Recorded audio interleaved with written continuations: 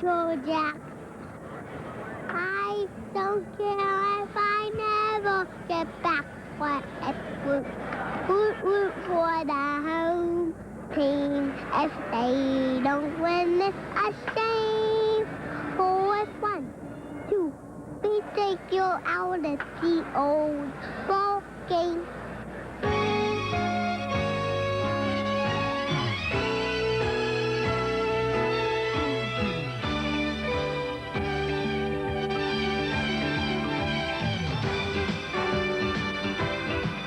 National Broadcasting Company, now in its 6th decade of bringing you baseball's memories.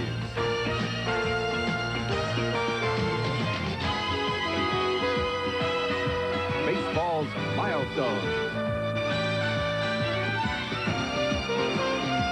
Baseball's majesty.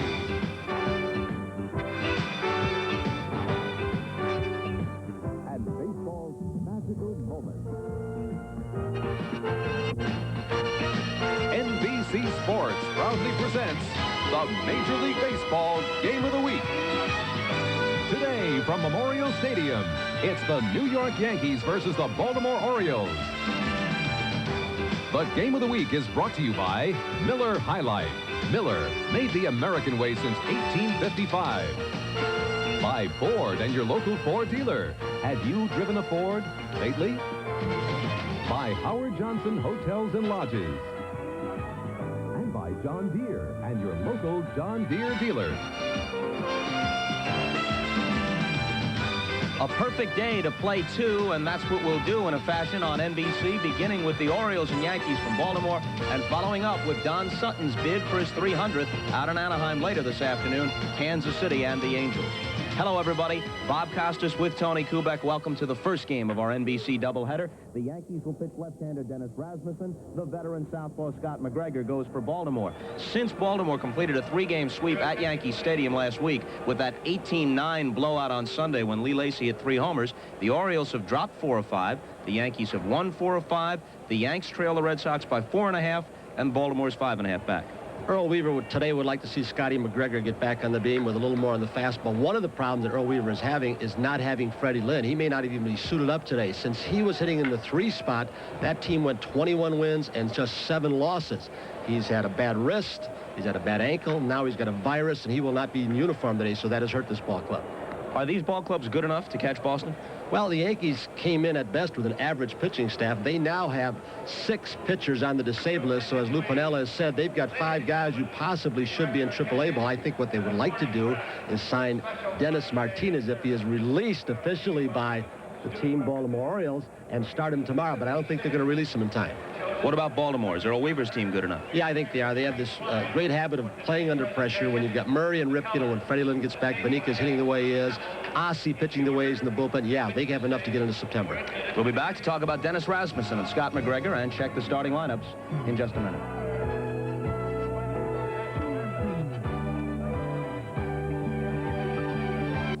Hello, I'm Rick Dempsey, catcher of the Baltimore Orioles, and welcome to Game of the Week. Today we've got 4 key hitters in the Yankee lineup we'd like to get out. The number 1 hitter, Ricky Henderson. We've been walking him quite a bit, and it gets us in trouble because that sets the table for the next hitter, Don Mattingly. We have to change our pitching plans because we have to throw him a lot of fastballs to keep Henderson from stealing. Behind him is Dave Winfield. He's the strongest hitter I've seen in the game yet. He can hit line drives out of any ballpark that I know of. And he's the kind of guy who's always looking back. You watch him today, he's going to be looking to see where I'm setting up. He's going to be trying to steal pitches from the catcher all the time. And behind him, a new hitter, probably you don't know much about him, is Pagliarulo. He's a guy now who sits on a fastball. He can hit the ball out of the ballpark at any time. So we're going to try to stay ahead of him with some off-speed stuff and breaking balls and definitely keep men off the bases in front of him. Juan Beniquez, who made 2 sensational plays last night, playing in left field. John Shelby, the switch hitter in center. Lee Lacy, you heard about his 3 home run game the other night as Beniquez had one. Floyd Rayford, who struggled at third base this year. Cal Ripken Jr. at short. Juan Benilli at second. With Wiggins not playing. Eddie Murray, ball that broke his webbing, costly play last night. Rick Dempsey, who loves the challenge of Ricky Henderson on first base, and Scotty McGregor, a tough man to steal on. In fact, Ricky Henderson says this guy, McGregor, is the toughest for him to run on, claiming he uses a balk move against him. McGregor at 500 for the year.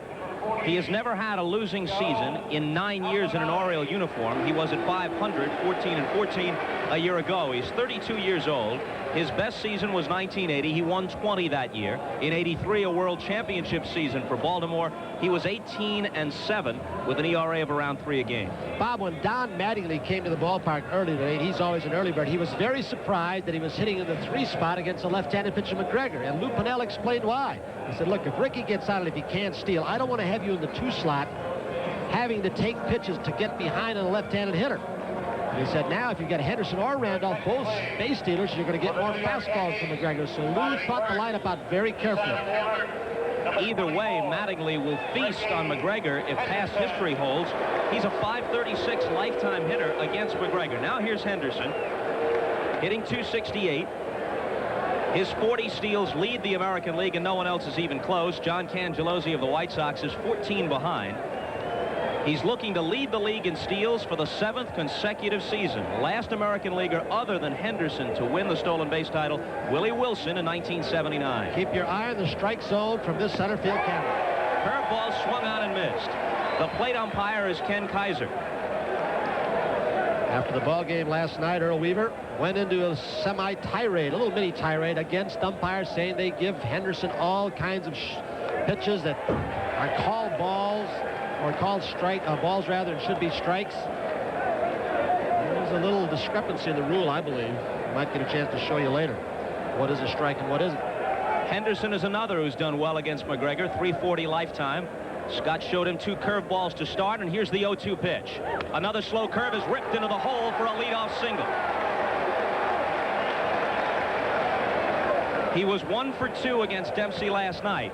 Dempsey threw him out early in the game, and then Ricky went back and changed shoes, claiming they had watered the area down around first base to try and slow him up, and he was successful stealing against Dempsey later in the game. Eddie Murray out to talk just briefly, the captain, with Scotty McGregor in case they're going to try some pickoff plays. Now, is Ricky Henderson talking to the first base umpire? He went to Alan Wiggins, a base stealer for the Orioles, after the game yesterday and said, wait a second, are they keeping this soft for me, or do they do it to you too? Thought they perhaps had softened it like Alvin Dark used to do with Maury Wills. The first base umpire is Steve Palermo, one of the game's best. Not going on the first pitch to Randolph, who bunts, pushing it up the first base line, but it's foul. You might get a chance. It was a great camera shot of the delivery of Scotty McGregor, who throws across his body, and even when he's going home, he steps so far toward the foul line, first base, he looks like he's coming to first base. Very deceptive delivery to try and steal on.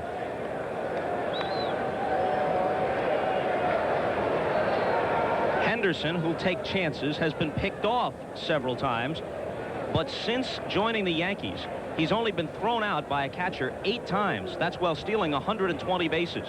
80 last year, 40 so far this year. Bob Boone's gotten him 3 times. Dempsey got him last night. High and away, ball 1. Randolph has drawn 49 walks, so in addition to a .296 batting average, he's got an on-base percentage of .430, one of the league's best.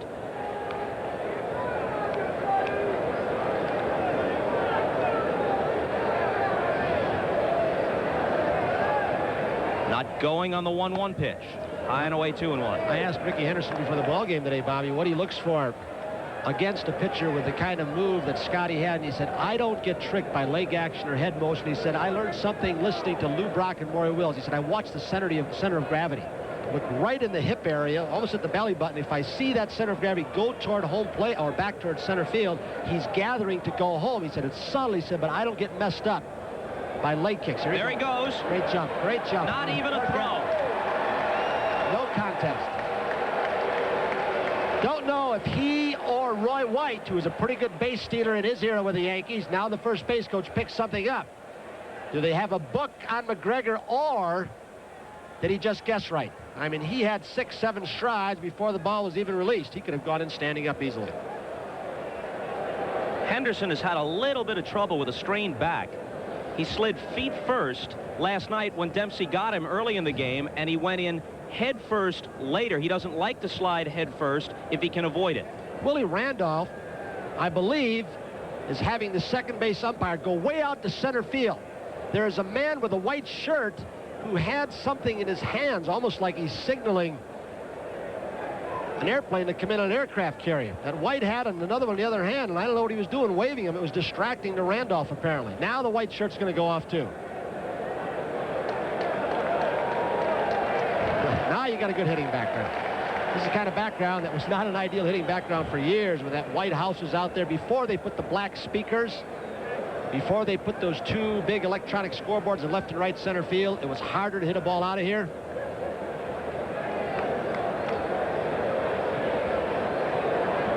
For Henderson, that's career stolen base number 614, which leads us to a story that we'll get to a bit later. 3-1 pitch is coming from McGregor to Randolph. He's heading for third. It's ball 4, and he steals it again without a throw. The 9th time this year he has stolen third base. That man right there in your picture, perhaps more than any player in the history of the game, can create a run, whether it's a home run, a walk, a double, stealing base as he did. He can generate offense on his own in more ways than anybody. So updated, that's 615. This is the 1,095th game of Henderson's career. Through 1,095 career games, Lou Brock, the all-time leader, had 347. So Henderson has almost 300 more at a comparable period. But remember about Brock. He was able to have his greatest base-stealing seasons in his 30s on the way to the career total of 938, which is the record. Henderson's got a chance to break it, a good chance. First and third, nobody out, and Mattingly bounces it back to the mound. He looks Henderson back, gets one at second, and there's the double play. You might get a chance right there. Now here's a guy who is an exceptional base stealer and base runner, and yet Ricky Henderson made a mistake. He should have come and forced Scotty McGregor to come for him, give up 1 out. And he still would have had men at least on first and second. He bluffed, went back, and they get 2 outs. So a great base stealer does not make a great base running move in Ricky Henderson. He allowed him to get 2 outs. If he comes home, they get a run if they get the double play. If McGregor comes home, they get him, but he's got 2 men on for this big guy in the bat in the cleanup spot. Winfield's batting average uncharacteristically low. Power stats pretty good. On the outside corner, strike 1. Notice Winfield's socks. He's hiked them up, the pant legs, almost to knee level. His quote earlier this week, we've been winning some ugly games. We're winning ugly. We might as well look ugly. Slow curve in the dirt. Paliarulo started it.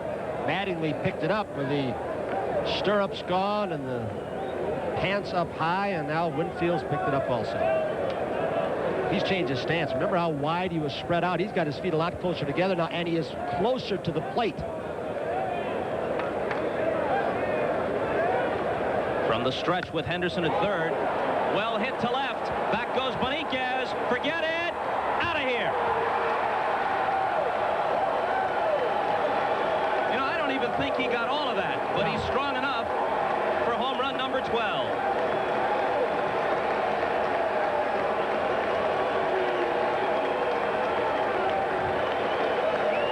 Thing Scotty McGregor was looking at, though, and Earl Weaver also, that's Ken Rowe to the right of your screen, the pitching coach, they were looking at the possibility of a big inning. They've only got run to this point. Looked like it, rather two, it might look like it was going to be bigger. This is the spot Terry Crowley, the hitting coach, said, when I played here before that scoreboard in left center field, the wind would keep that ball in the ballpark. He said, I saw Brooks, Frank Robinson, Boog Powell hit them there, and they would just die, but not any longer. Easler, swing and a miss. Henderson scored ahead of Winfield, and now they congratulate one another in the Yankee dugout. Easler's now the full-time DH against left and right-handed pitching, as Dale Berra has been benched.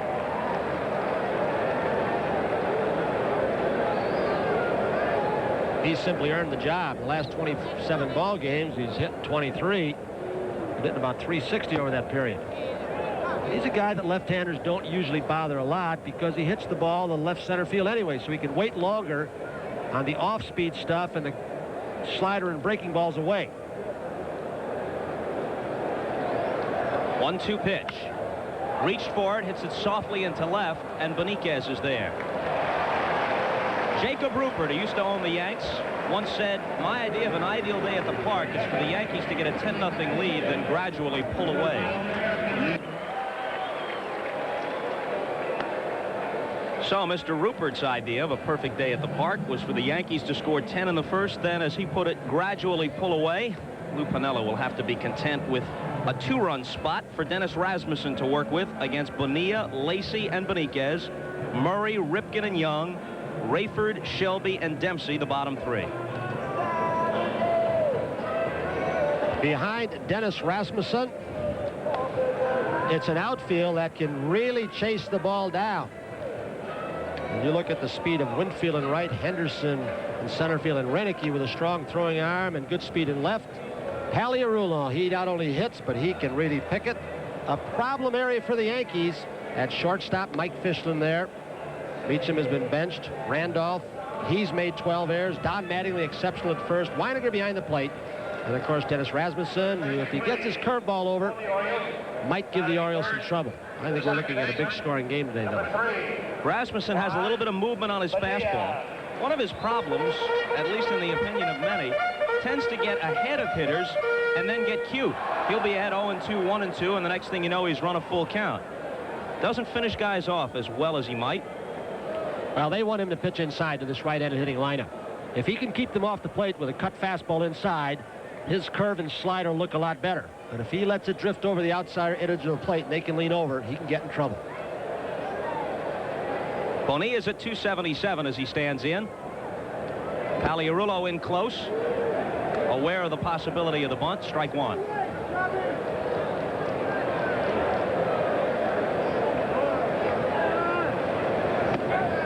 Two quick strikes.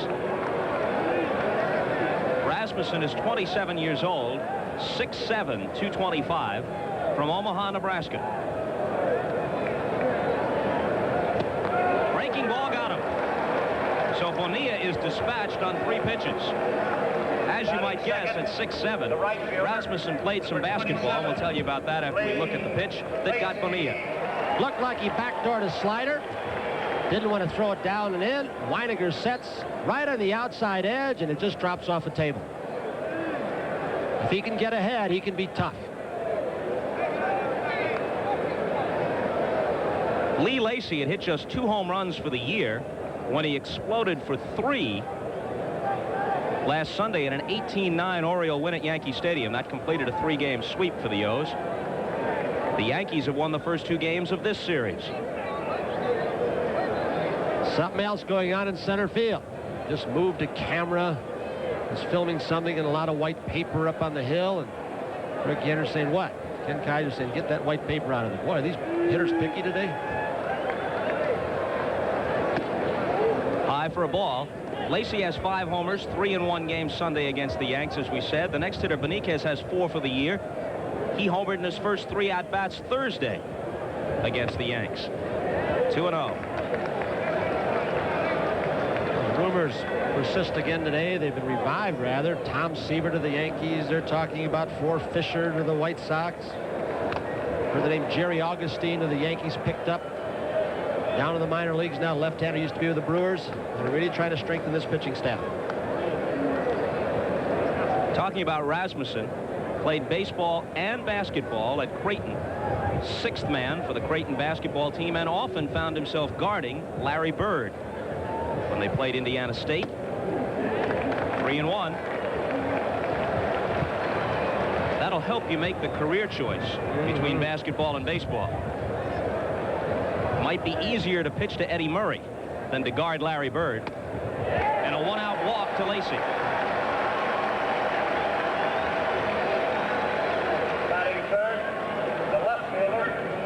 Both these teams have hitters in the lineup that will take bases on balls. They can be very disciplined. Orioles have a very high on-base average, tops in the American League. Beniquez had 1 home run. Not getting into the lively ball controversy again, but he had 1 home run, then he had 3. He's a guy that puts the ball in play in 1 game. Lacey had 2 home runs, and he had 3 in 1 game. Is that telling you something? Well, what happened to them in all the games before that if the ball was so lively? Inside to him. Beniquez has had an extraordinary series. In addition to the home run explosion Thursday, last night his RBI single produced Baltimore's only run of the game. He made a great tumbling catch on a drive by Griffey in left center, and then took a Winfield shot off the wall and threw him out at second base. And he opens with a base hit here. First and second. When he keeps the ball out on the plate too much like that, Rasmussen has trouble. That'll bring Lou Piniella out.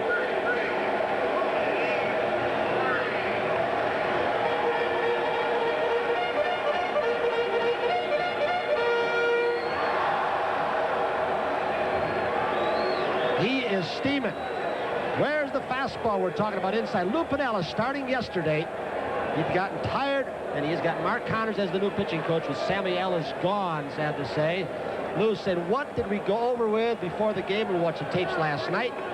Before the ball game, he said, I want you to pitch the way I tell you. Fastball's inside, and he and Weiniger are having a little heated discussion, to say the least. Piniella looks for tendencies of hitters over and over again on the game's tape. 2 hours this morning and last night. He wants them to bust people inside with fastballs, especially this ball club. He has an understanding of hitting and what makes successful hitters, and he's turned that around to try and teach his pitching staff.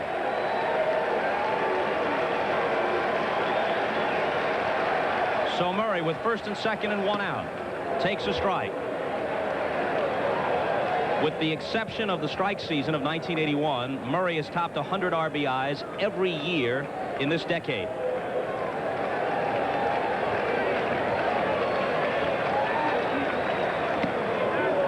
Off-speed pitch misses. 1-1.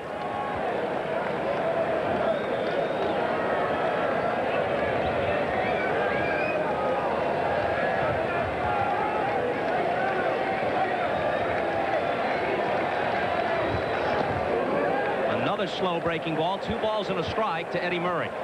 Ripken next.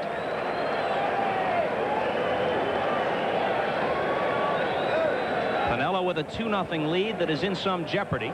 2 on, 1 out, and the Orioles' big guns ready. Rasmussen's 2-1 pitch. Fouled off.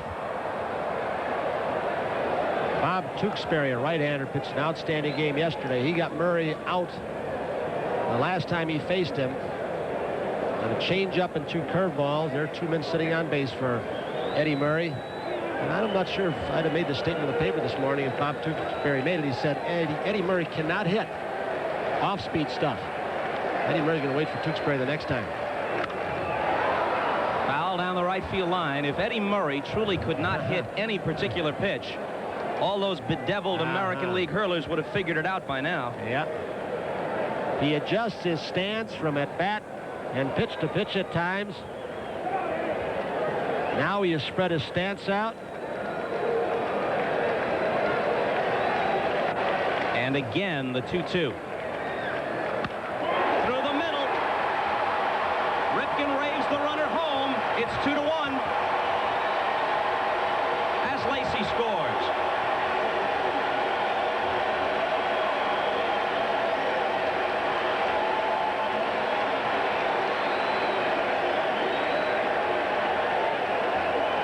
RBI number 45 for this season for Eddie Murray.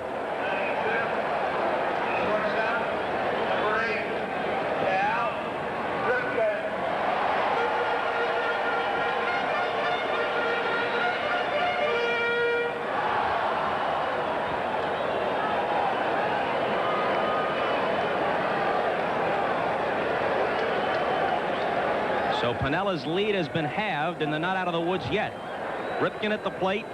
Mike Young on deck. High for a ball. You could almost read in the 2 managers' face as they looked at their extra men and their bullpen as if to say, not one of those kind of days where we've got to run through an entire pitching staff. They played the longest 9-inning game in American League history with a rain delay thrown in last Sunday at Yankee Stadium. Lou Piniella knows what a tough day is all about. You score 9 and lose by 9. Ripken hitting behind Murray today because Earl Weaver wanted him to protect Murray. And drive-in runs. Beniquez will be stopped at third, and the bases are loaded.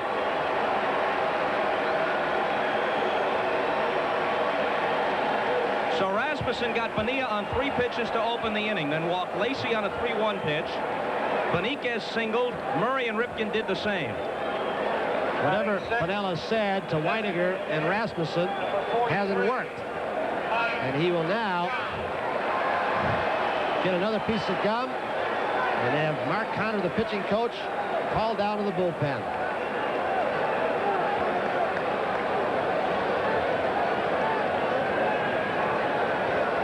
And Ed Whitson gets ready.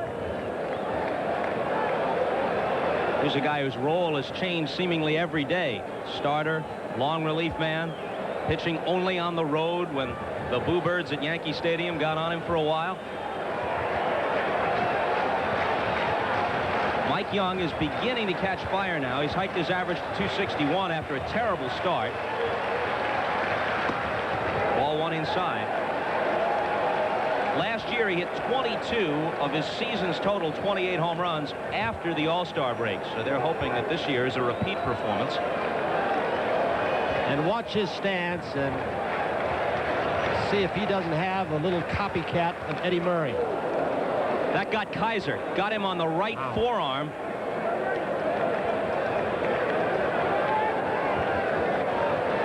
He never took a thump like that, I bet, when he was wrestling under the name of the hatchet.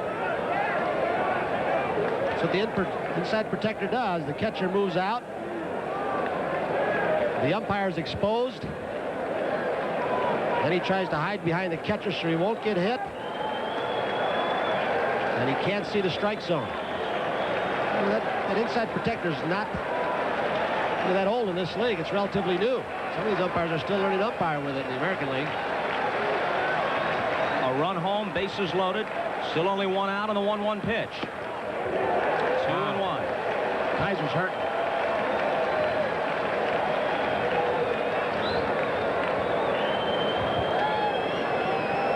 Piniella getting on Kaiser a little bit.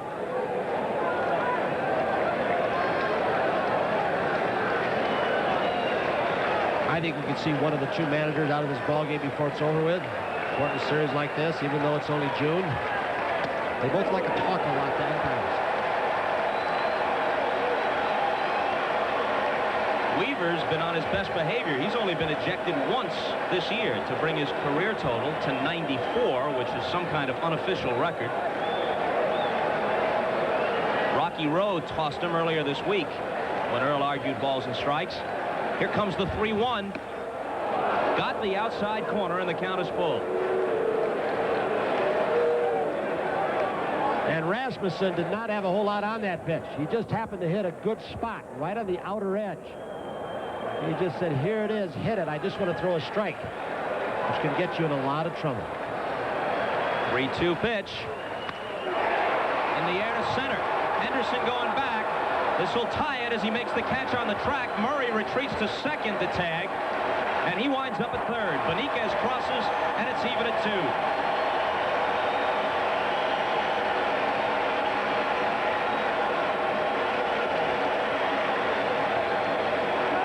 If Ricky Henderson has a deficiency, it is his throwing arm as he battles the sun and takes it right back to the warning track.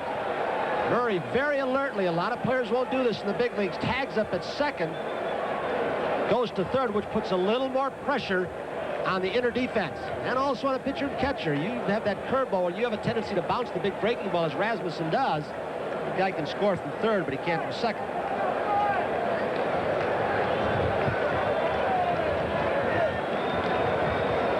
Now the Honey Bear, Floyd Rayford. Third baseman and part-time catcher. Slow breaking ball outside. Murray at third. Ripken over at first with 2 out and 2 home.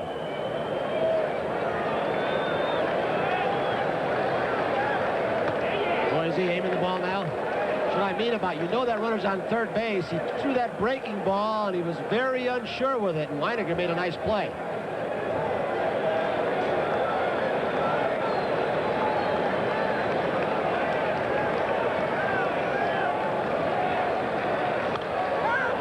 It up, and Weiniger looks like he'll have room.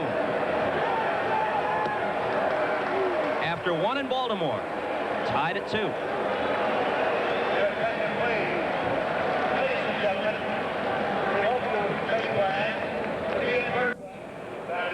Ken Kaiser is hurt. He is not in a very humorous mood now. Oh, don't do that, Ken. Oh.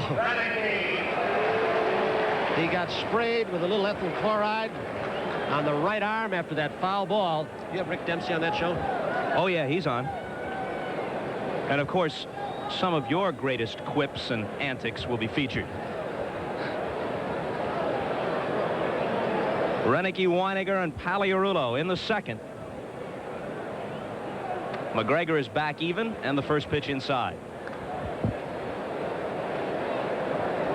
Scotty's fastball has not been quite as good as they would like it over the last couple of years. To protect that great straight change and the curveball, he needs to pitch inside. There's a great changeup right there. Bonilla throws Renicky out. Earl Weaver was expecting a very unhappy Alan Wiggins today. He said, I'm going to have to explain to him why I didn't play him today. And he said, I'm not upset at him because he didn't throw the ball to first base yesterday. He couldn't get a grip on it, which was an important run with the bases loaded. So I'll have some unhappy people. Number 27, Weiniger. Weiniger at just $1.88. And having a difficult time cracking the lineup on a consistent basis. Hassey's in there against all the right-handers. 1-0 pitch.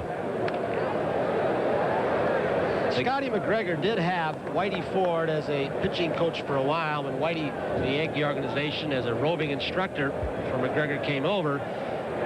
He said, I never saw Whitey pitch, but I think Whitey's philosophy has stuck with McGregor of pitching. Weiniger with a one-out hit. Shelby in center gets it back in. Some have compared McGregor to Dave McNally. You think that comparison is apt? I think McNally had a harder curveball and threw a little more crisply. The one I keep thinking of again is Whitey Ford. Change speeds, move the fastball around. Change speeds on the breaking ball. Both hold runners on very well. Both feel their positions very well. And his pitching motion, the short leg kick, reminds you of Whitey. The way he throws across his body. Watch where he steps. Paliarulo fouls it off. Wasn't Whitey number 16 also? Yes, he was. One of many retired Yankee numbers. What I can't figure out is how come they still let people wear 10. No, they don't. Phil Rizzuto, the Scooters here, they retired that last year, didn't they retired it for the scooter. You betcha. They should have. Off-speed pitch tapped in the dirt. What a story Paliarulo's is, huh? The droopy socks and pants came off the deck after getting hit in the face and the ball that hit his forearm, smashed his nose, faced a left-hander the first time back, came swinging the bat and hitting home runs. Billy Martin sent him up to the switch hit one time against a left-hander. The 0-2 pitch from McGregor. 1-2. McGregor has not had a whole lot of success against the Yankees. He did beat Ron Guidry at Yankee Stadium last Friday 5-2. That ended a personal 6-game losing streak against New York dating back to September of 1982. And there you see his career figures against the Yanks. Oddly, when he has been good against them, he's been very, very good. 5 of his 7 career victories against New York have been shutouts. And you would think Scotty would have done better, especially in Yankee Stadium when they stack the lineup. It's in a heavy-hitting lineup from the left side. Could there be any truth to the fact that perhaps he's more effective against right-handed hitters than left? Some people felt Warren Spahn was that way. Take the screwball away.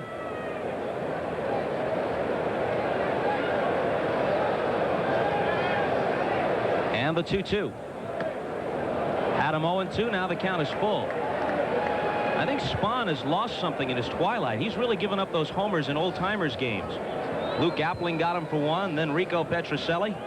He's hanging that curveball at age 65. And the 3-2. But first, Weiniger is chased back.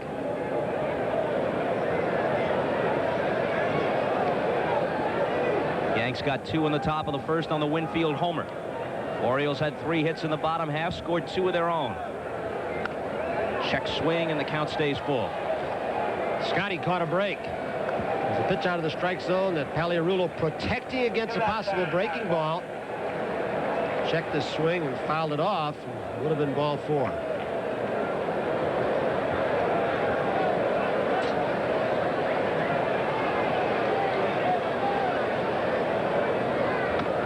And this one is ball 4. First and second with 1 out as the shortstop Fischlin comes up.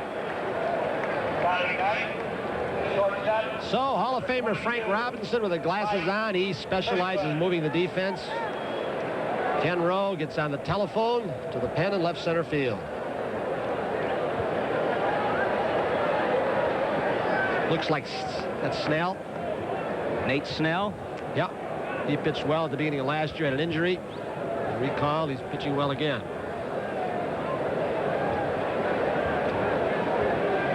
Fischlin was at short last night. The Yankees are very concerned about the shaky defense of Bobby Meacham, who physically is certainly the more talented infielder. But he has made a lot of errors, and many of them at seemingly critical moments. Hey, Willie Randolph's made 12 errors also. Second base. Inside ball 1. In fact, the error Randolph made last night, giving him 12 for the year, gave him more than he made all of last season. Going to be a long day, huh, Earl?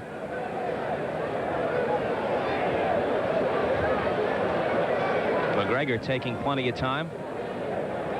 Now the 1-0 to Fischlin. 2-0. As a group, the Yankees have made more errors than any team in the American League. And the pitching coach Rowe to pay a visit to McGregor.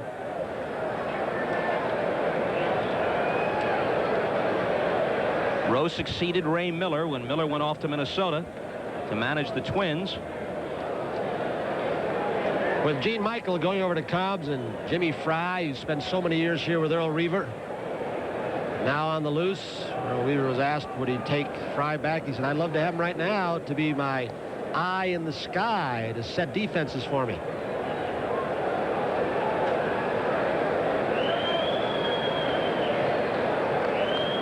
Regardless of the recent troubles for the Cubs, no one will ever forget the job Jim Fry did in '84 or in '80 in Kansas City when he got the Royals into the World Series, beat the Yankees 3 straight that year in the playoffs.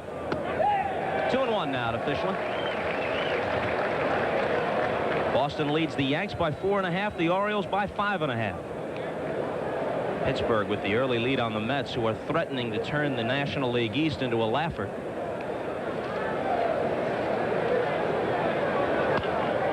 That is foul. 2-2.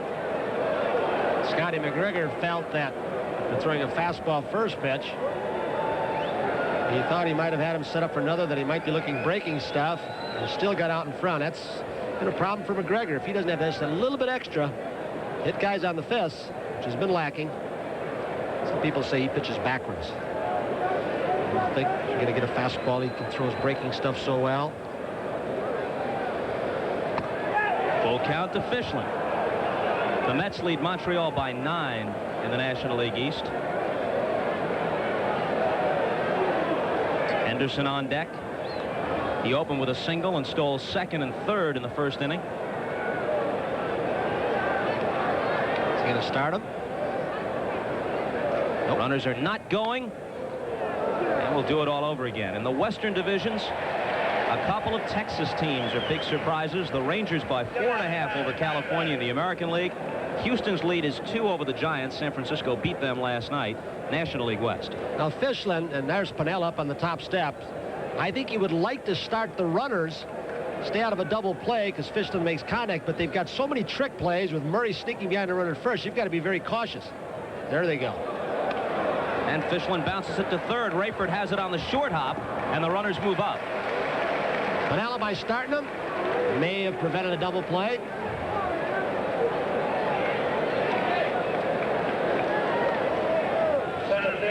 So Weiniger's at third. Paliarulo is at second. And it's Henderson's turn again.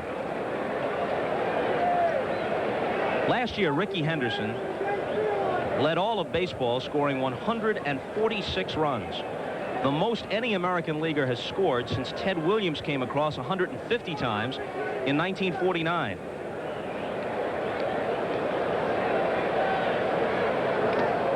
Good play by Dempsey. In fact, Henderson was the first player, since he played fewer than 146 games, the first player to average a run scored a game since 1939. Last night before the game, Roy White, the hitting instructor, first base coach, went to Ricky Henderson and asked him a question. Are you standing closer to the plate than you used to? And Henderson, you know, I never noticed it, but I am 6 inches closer. And they kept getting him out on balls inside and low. And he moved off the plate yesterday. Now, what is a strike zone? Ken Kaiser, if you give that strike up there, Ricky will argue all day long. One of the things that Weaver said after the game yesterday was that the umpires are intimidated by Henderson, who constantly bickers, and by the owner, who has meetings with the commissioner. 1-1 pitch. 2-1. Well, some would look at it differently.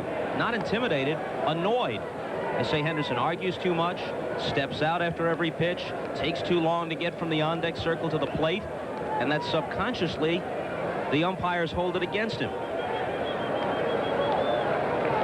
That's a posted stamp strike zone right there, isn't it? And McGregor's having trouble finding that strike zone. 3-1.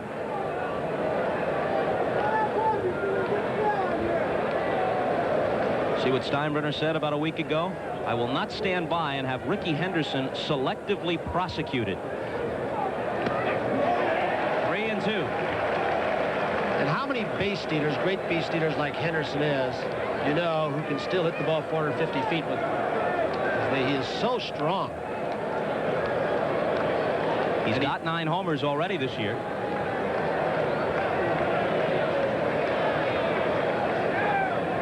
Second and third, 2 out.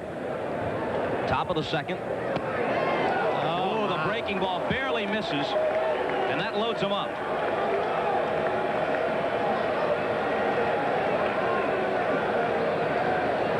We'll let you be the judge. It's a very tiny strike zone. McGregor goes breaking ball. Now, when he caught that ball, remember, it's about 4 to 5 feet past the front plane of the plate where the strike is supposed to be called. And that might have been a strike. Ricky was walking down to first base before the ball even went through the hitting plane. Randolph walked in the first, ball 1 outside.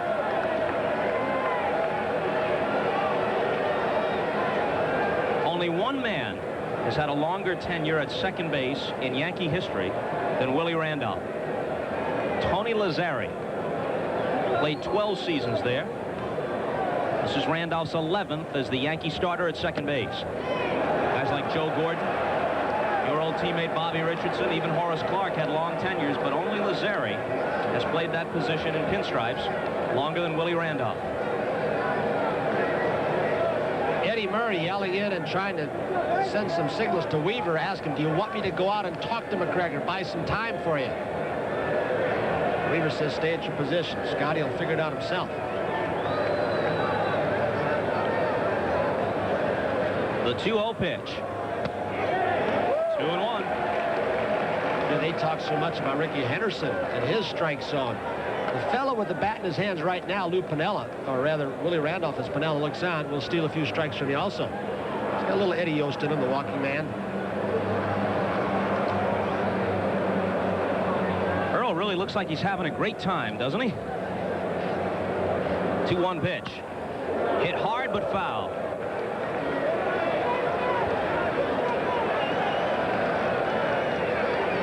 Now, Earl keeps a very comprehensive list of how many times his bullpen is up, how many pitches they throw, how many times they get in the game, when they last pitched, how many days in a row. And he knows his bullpen has had an awful lot of work in the last week or so. So he will go along with McGregor considerably longer than you might think. Got a piece of it and stays alive.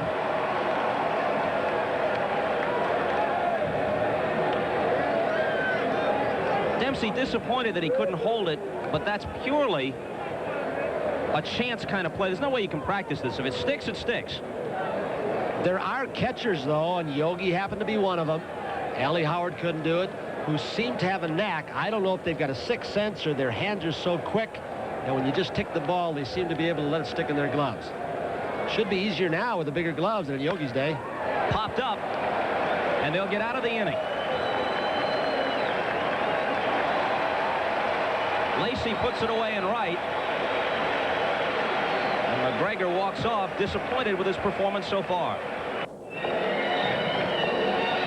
This is probably as docile as you will see a Lou Piniella between innings, having a very amicable conversation with Ken Kaiser, the home plate umpire. He's the guy who tears his uniform off, runs home in his uniform, all the way from the ballpark when he makes the last out, tears out bases, kills water coolers. A nice, sociable lad, Lou Piniella. And he is that. He's a very charming guy in repose. But in the heat of battle, a different story. Do you see where Weaver critiqued the debating and arguing style of Lou Piniella? Saw him last week at Yankee Stadium disputing a few calls. He said, I liked his actions. He let his arms flail. Shelby bunts and Rasmussen catches it on the fly. Let his arms flail. Neck was bulging. Weaver approved.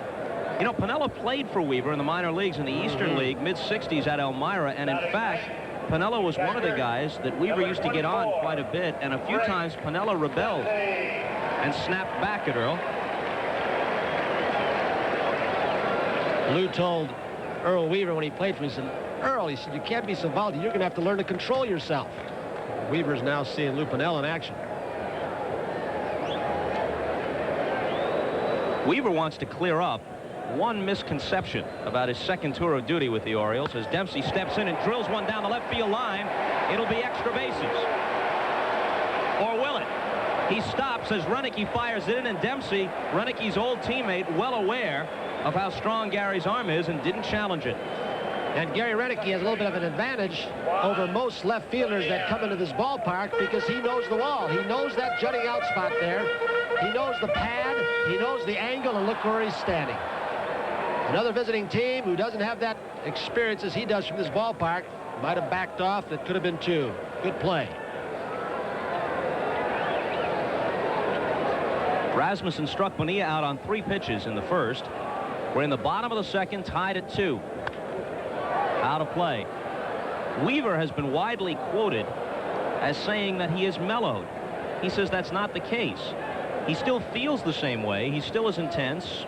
But he says, look, I can't run out as fast as I used to. I can't jump as high. I still throw my cap. I just can't throw it as far.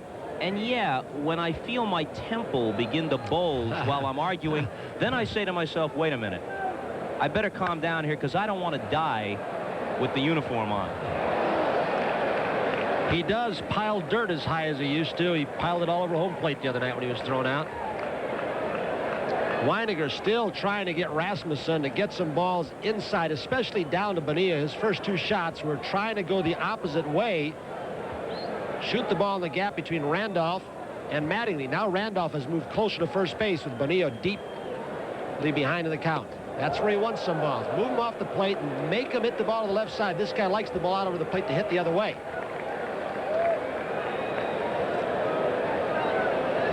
He wants this down and in bad, and he finally throws one there.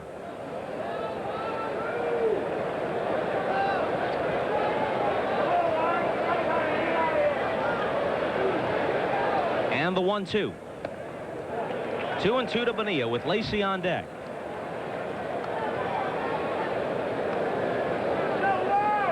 Cal Ripken Sr. in the third base coaching box. Bonilla glancing down at him. Jimmy Williams is the Oriole coach at first. Bonilla's bat control, even though there's not much speed at first base, a good pitch to run on. Rasmussen holds runners on well. Not going. Double play ball as Randolph backhands, gets to Fischlin and on to first for the double play.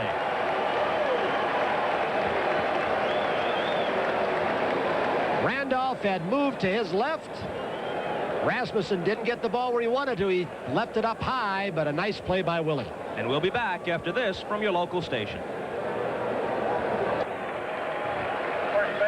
32-year-old Scott McGregor was a teammate of George Brett's at El Segundo High School, and in fact out-hit Brett during his senior year. We will see Brett and company in the second half of the doubleheader. Dennis Leonard will pitch for the Royals at Anaheim against Don Sutton and the Angels. Ball 1 to Mattingly. As Sutton closes in on 300. Remarkable thing. through almost a 20-year career. In fact, it is a 20-year career now. He has missed 4 starts. His first big league victory, Robin Roberts was the losing pitcher. The 1-1. 1-2 to Mattingly with Winfield and Easler to follow.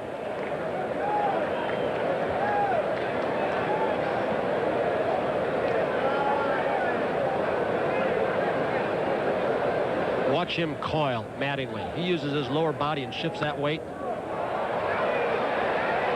Pops the high fastball up, and they hold a team meeting on the right side of the diamond, and Murray makes the catch.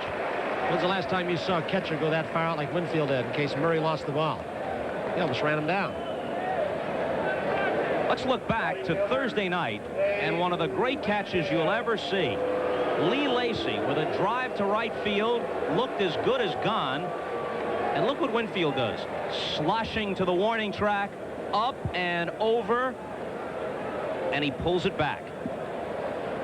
Says it's only the 3rd best catch of his career. The best, one he made at Yankee Stadium in left field, going about 2 rows into the stands to take one away from Doug DeCinces. And then he made a similar play against Oakland in 1981 in the playoffs.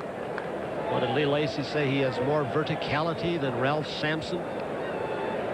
Whatever that means. Verticality is a key asset, there's no doubt. Winfield homered in the first. 2-0 to him. Big guy in the batter's box. I don't even think it's a question that he's a borderline Hall of Famer. You look at the offensive statistics over the last 10 years, and Yankee Stadium has hurt him, I'm sure, in the power production area, but defense, base running, throwing arm, how do you measure that? He has done it as well as anybody in this game for 10 years. Well, there's no doubt he has all the assets of a great player. But when you stack up the overall performance, he has been excellent. Has he yet been great enough, long enough to be assured of a spot in the Hall of Fame? You might get an argument there. You might. I'd like to counter that with some numbers, but the intangibles, which are not measured, that he has done. He is one of the best base runners in the league, better than Rickey Henderson, not base stealer. He runs the ball down better in the outfield. He can be a center fielder with a lot of clubs. In fact, he is their best center fielder. Rickey Henderson happens to be playing out there.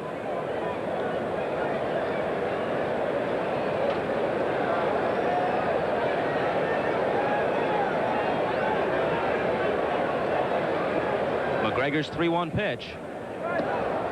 And he walks him. McGregor has now walked 4. McGregor's career average per 9 innings is just over 2 per game. He's walked 4, and this game is barely begun. It's barely begun, but it's an hour old. We're only in the top of the 3rd, and we've played about an hour. Not what you'd call the most crisp pace thus far.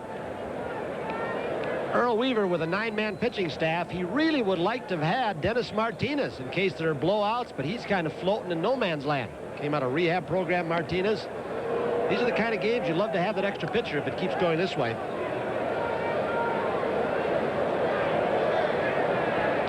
Little shoulder problem for Dennis Martinez. Went down to the minor leagues. In fact, he beat the Yankees Columbus team last week, I believe, 7-1, pitching in AAA level.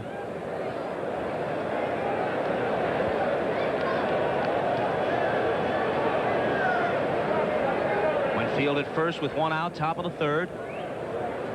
Yanks 2, Orioles 2. And the pitch to Easler. Outside, 2-0. The ordained Baptist minister, Mike Easler. Easler said the most nervous he's ever been when he had to give a 40-minute sermon to be judged by now his peer group, the ministry. So it's a lot easier hitting than doing that. A strange defensive alignment in the outfield, I think, for Easler, who, if you recall, when he was with the Boston Red Sox, hit that wall in left field about 20 times, give or take a few. Those teams play him the left center field. Couldn't it be an indication they're going to try and make him pull the ball and change up? Curveballs and changes. Might throw him fastballs out of the strike zone up that make him hit the off-speed stuff. He's going to have to produce, as he has been for the past month or so, to get Yankee fans to forget about Don Baylor. Baylor is on fire for the first-place Red Sox. Easler's the guy they got in exchange.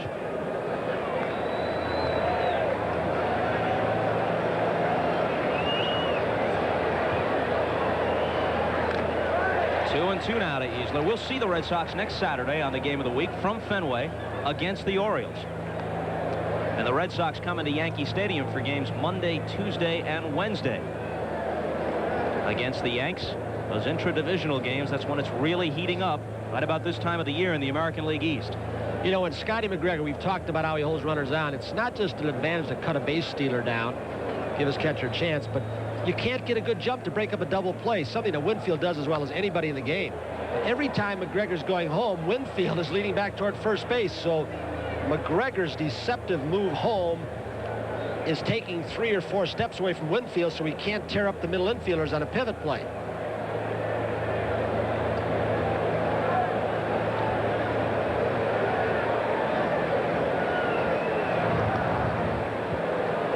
If he gets any shorter lead, he's going to be in foul territory.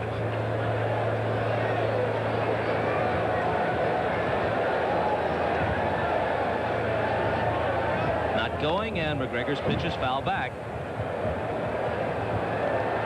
Although McGregor has walked 4, you've really got to be wild to give Easler a free pass. He's the kind of guy who goes up there hacking.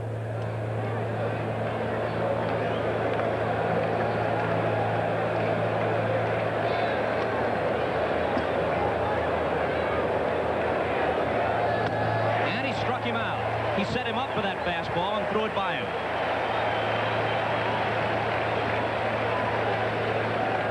Easler, with his closed stance out of the crouch, loves to go down and get pitches. A good low ball hitter. And Scotty McGregor throws it right where he wants it, up and in. See the uppercut on that replay. You know, Roy White now, is having a conference with Winfield. Roy's trying to give him a little tip like he perhaps gave to Ricky Henderson as far as what to look for in the delivery of McGregor.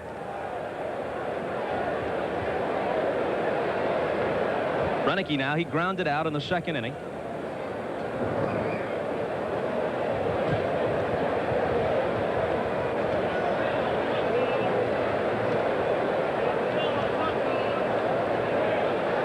Winfield at first with 2 out now. He had him going back toward first base as he delivered to the plate. He doesn't show you the same thing 2 or 3 times in a row, does he? It's always something different. He has a big pitch load right now.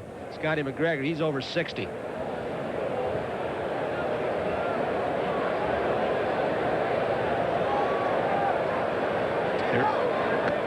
Winfield bluffed the go and stopped. And Renicky's behind 0-2. Winfield did have Bonilla out of position. He was covering from second base for a possible steal. Earl Weaver has gone to a 4-man rotation with Mike Flanagan on the DL. Elbow problem. Flanagan is scheduled to come out. He's thrown the last couple of days with no reaction. Maybe pitching next week. So he's going 4-man rotation until Flanagan gets back.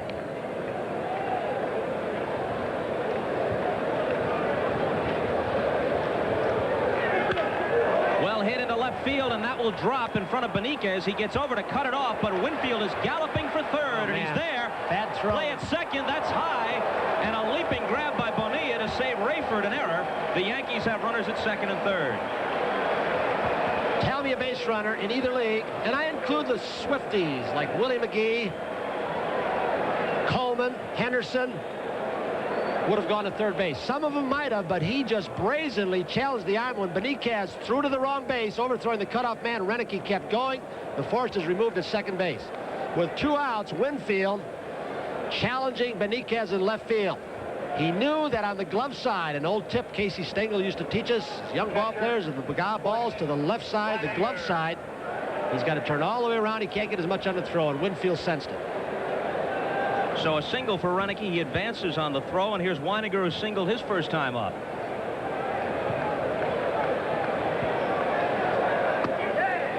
Strike 1 on the inside corner. I'll tell you one thing, Casey Stengel is prominently represented in the Sports Humor Show tomorrow on Sports World. That really is a good program. I think the folks will get a kick out of it. You'll see some of Casey's best monologues. 0-1 pitch. Hit off the fists, and Beniquez is coming on to take it. The Yankees strand 2. They lead the American League in a dubious category, most runners left on. They've stranded an average of 8 a game, and they've left 5 already today. This is Bill McAtee in New York. The Cincinnati Reds, a club shrouded in controversy these days, has fallen behind Atlanta in the 4th after Omar Moreno doubled. Dale Murphy singled to the left side off Mario Soto. Moreno scores. The Reds trail the Braves now 1-0. Bob? All right, Bill, thanks very much. Bob Costas and Tony Kubek in Baltimore. We move to the bottom of the 3rd, tied at 2. As we look at Dennis Rasmussen, it's interesting to note the Yankees have twice traded big names to acquire him. They got him the first time in 1982 in a deal that sent Tommy John to the Angels. Then they traded him away again. He was with San Diego when they reacquired him. And Greg Nettles went to the Padres in that transaction. Has Lou Piniella seen some pitchers go down? Tommy John with Achilles tendons problem. Scurry's still out. Holland's still out. It goes on and on.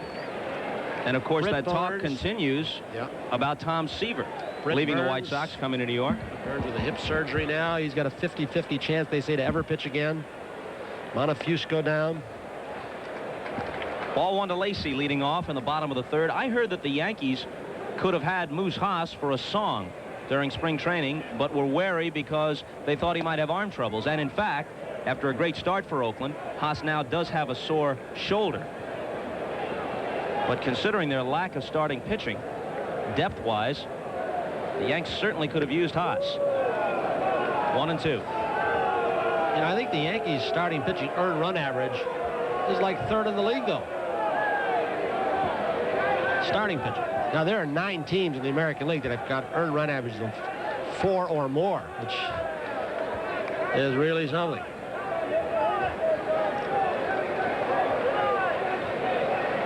Rasmussen's 1-2 pitch to Lacy. Popped into shallow center. Henderson. 1 out. So perhaps now Rasmussen has learned that he's got to pitch inside as he tied Lacy up inside with a fastball. He's got that groove on the outer edge of the plate to right-handers, but hurts him. A year ago yesterday, Joe Altobelli was dismissed as the Orioles manager, and Earl Weaver returned to replace him. At that point in the season, the Orioles were 29-26 under Altobelli. They went 53-52 the rest of the way under Weaver. Altobelli now at 3rd base, coaching for the Yanks, with Gene Michael having left, take over the manager's duties in Chicago with the Cubs. Don Zimmer, coach for the Yankees, left along with Jimmy Fry. His name has been rumored, but if it's not Zimmer, one of the best baseball minds going is sitting down in Florida. Former Yankee Clete Boyer used to coach for the Oakland A's, one of the fine 3rd base coaches. Don't know if Clete will be interested, but there is a tie of success there. And Clete got along very well with sometimes temperamental Ricky Henderson. The 1-1 pitch to Beniquez. A drive to right. Winfield shy of the track for the 2nd out.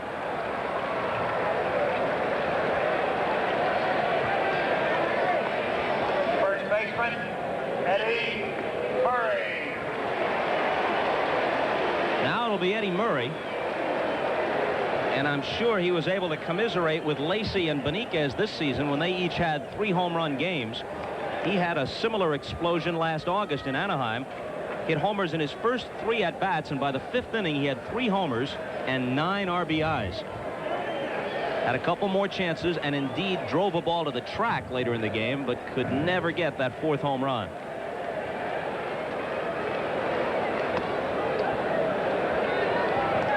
He's had that vision problem. I don't know if it started last year, but batting practice yesterday, he wore glasses. It's a kind of a touchy subject with Eddie. He doesn't like to talk about it. Earl Weaver thinks he ought to get used to those glasses in the offseason. He's trying to do it during the season.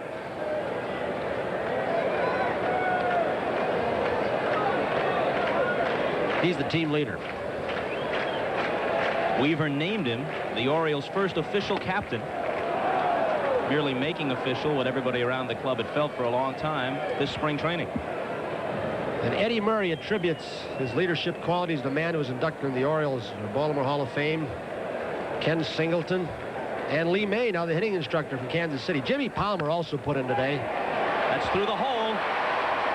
And Murray is 2 for 2. You better not try and pitch him the same way 2 at-bats consecutively, because he will adjust and readjust. If you stay in one spot with one pitch, with one series of pitches, Eddie Murray will eat you up. Now Ripken, how much longer at shortstop for this guy do you think, Tony? As you know, for a couple of years now, there's been a controversy here. Weaver likes him at short, but a lot of other people in the organization feel eventually, and maybe sooner than later, he ought to be over at third base. I think he'll stay there until they find a shortstop that can play the position defensively. People forget Ripken right now leads the American League in assists. You've got to worry about a guy that weighs 215 or 220 at 6'5", that the constant up and down action. You got back problems and leg problems. Perhaps, as we look at Pops Ripken down there, perhaps Gutierrez, when he comes off the DL, he's had some chicken pox. And if he can be steadier, maybe that's the time for Ripken to go to third. We'll find out during the season. Because that's been a problem, the third base spot for the Orioles. They made like 20, 21 errors down there. Third base this year. They've played a bunch of people over at third. When you've got a bat like Ripken's, you don't want to take a chance and putting too much duress on him physically and mentally, although it doesn't show now, that you might take years off the end of his career. The Orioles have used, in addition to Rayford, who's there today, Tom O'Malley, Juan Bonilla, Jackie Gutierrez, and Juan Beniquez. There they are, the gang of 5. Rayford had 4 in one game, his first game back on a cold, rainy night in Cleveland. And he came off the disabled list. Murray at first with 2 out, bottom of the third, and the pitch to Ripken is popped up. Weininger off with the mask. Pagliarulo in from third, calls him off and takes it in foul ground. So the Orioles leave 1, and it's still tied at 2 after 3 in Baltimore.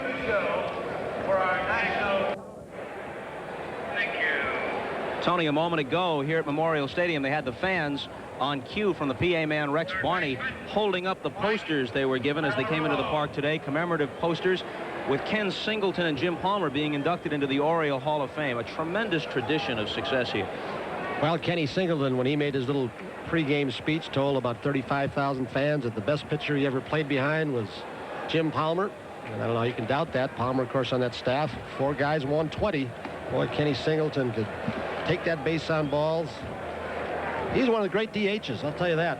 Switch hitter. There's the poster given to these people here. In 1971, Cuellar, McNally, Pat Dobson, Jim Palmer, they were all 20-game winners. 2-0 to Pagliarulo, leading off in the 4th.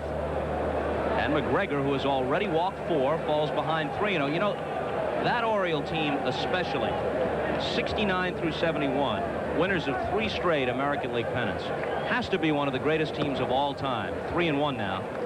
They lost 2 of the 3 World Series. They won in 70 against the Reds, but they were beaten by the Miracle Mets in 69, and then after winning the first 2 games, they lost to the Pirates in 71.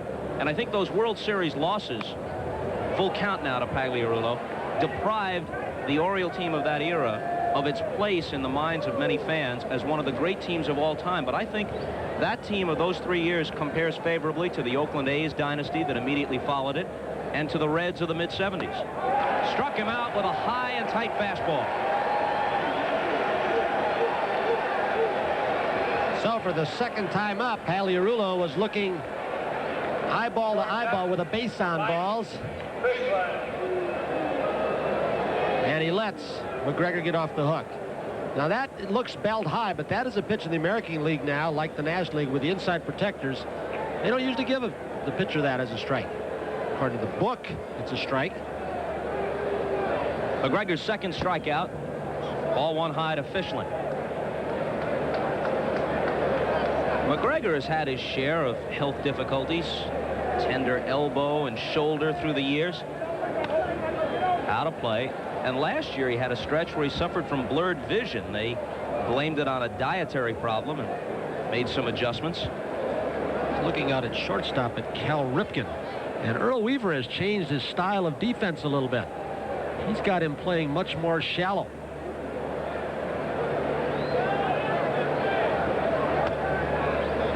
Ripken used to play back on the outfield grass. Weaver said, hey, you're making yourself run farther for the ball as the angle increases off the bat. Look where he's playing, even for a guy like Fischl who doesn't run that well. This one is hit off the handle, and in shallow left, Beniquez lopes in and takes it. Now, as Henderson advances to the plate, let's look at the source of this controversy. George Steinbrenner saying, I will not have my man selectively prosecuted. Now, this is fairly straightforward. Space over the plate between the armpits and the top of his knees when he assumes his natural stance, and Ricky's stance is a crouch. But now watch the rest of this. The usual stance when he swings at a pitch, and those are two entirely different things, because Ricky's going to straighten up and that strike zone is going to become bigger when he takes his cut. Those sentences in the rule book are side by side, and they're contradictory. Earl Weaver said, I may go to home plate today with the rule book if I feel like, and he didn't do it, and asked for my pitcher Scotty McGregor, what strike zone are we using today, sentence 1 or sentence 2? I don't know if it's deliberately worded so ambiguously to almost contradict first sentence from the second. Weaver'd like to know that too, I guess. I think Weaver'd like a glass of iced tea and a shower and a limo home.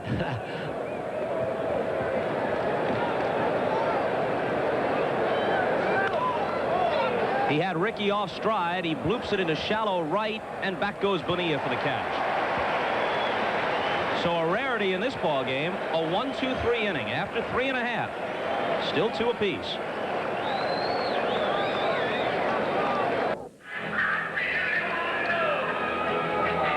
So the Wimbledon preview next Sunday at 1 Eastern Time. It's the 100th Wimbledon Championships. Wonder Boy Boris Becker will be back, trying to recapture that singles title. Will it be Martina and Chrissy again on the women's side? It seems likely. Is that a sport, tennis, that you excel at? I've seen you swing a bat, try and feel the ball and try and swing a bat. Average at best. See you play basketball. One day the water was too cold to swim in, so I know you can't do that. I've seen you swing a golf club. Is that one of your forts? Strong suit, tennis? Tennis is kind of an aristocratic game, and I'm a down-to-earth sort of guy, Tony. I'm in the Stickball Hall of Fame around Bayside, New York, where my cousin, Dr. John Miller, who was in attendance at this ball game, and I were legendary figures, but no, not on the tennis court. Our producer, John Filippelli, wants to know how many sewers. If you were a 2-sewer man in stickball, that meant you could hit it a long way. Mike Young fouls it out of play. So what were you, a half a sewer, or what were you? This abuse I will take no longer. Cincinnati and Atlanta even in the 5th. And Pittsburgh maintains that lead of 1-0 in the 5th against the Mets. Minnesota and Cleveland even up in the 3rd. They had 61,000 in Cleveland last night. Tribe's playing better than 500 baseball for the year. 2-1. Weiniger trying still to get Rasmussen to come inside. You can almost see where he's setting up location. There's the finger pointing. I want this inside if you can get it there. He did, and that's what happened. He's got just enough on the fastball when he sails it in on the right-hander's fist. They cannot get at it. They like to get those arms out for leverage, especially when you've got the slow curveball that he has. It's just hanging out over the plate. You want to go get it. He's got to come inside. Weininger finally is getting him to do it the last couple of innings. Might have just seen Mike Young back off the plate 4 or 5 innings in the batter's box. I think he might be coming in there again.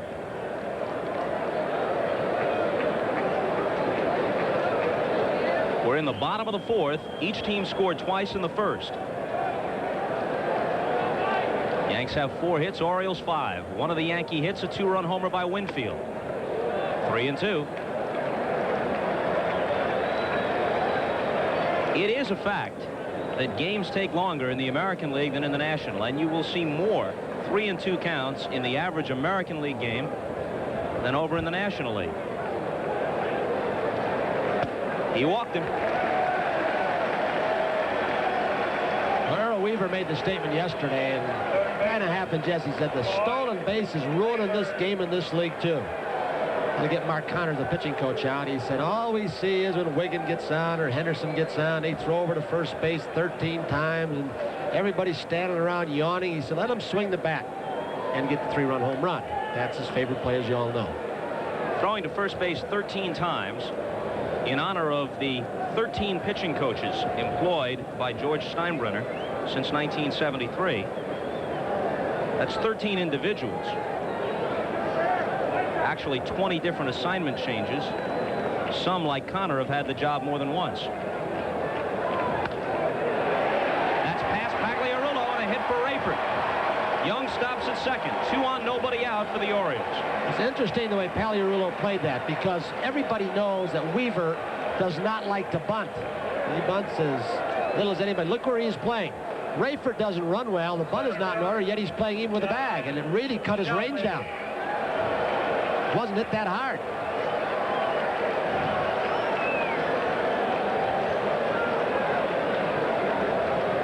Guy's got a good glove, but he may have made a mistake right there by playing Rayford so shallow.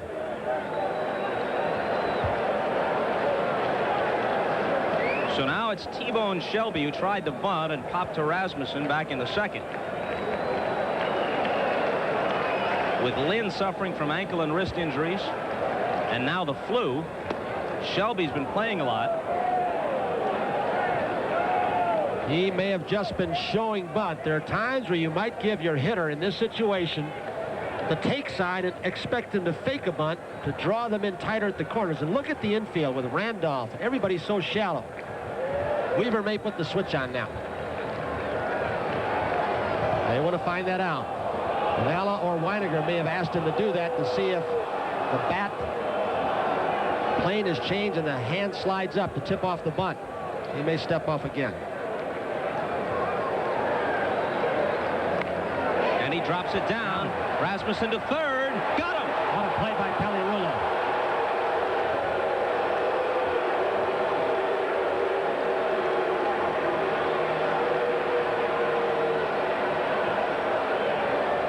This is not Earl Weaver style baseball, and not a very good bunt by Shelby. Right back at the pitcher, and then Pagliarulo hustling back, makes a nice play backhanded.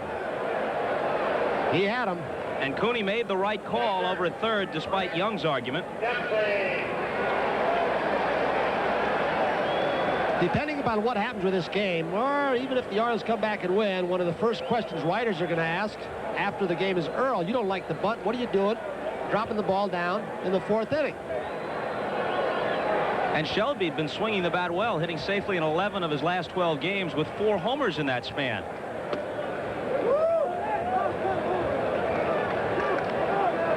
Dempsey singled into the left field corner and held up when Renicky fielded it quickly off the wall back in the second.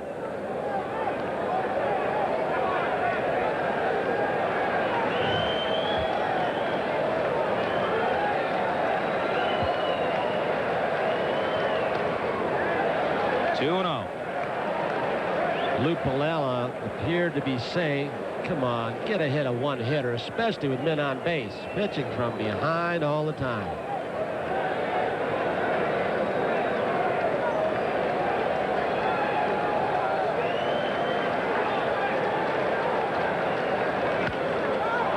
Fastball popped up on the infield. Pagliarulo is in foul ground, and he's got it. All four umpires with their hand in the air saying infield fly if fair. Dempsey had a pitch. There's a fastball over the plate that was aimed by Rasmussen, and he popped it up. Dempsey appears to be swinging only for home runs now. He's closed his stance. He's taking the bat way back as if to say, I don't care about my average. I'm just going to wail away and increase my power production. And he had his a good pitch to hit. Reflect that. His batting average is under 200, but he's hit 7 home runs. So now with Rayford at second and Shelby at first, it's up to Bonilla. 2 out in the bottom of the 4th. Lee Lacy is on deck.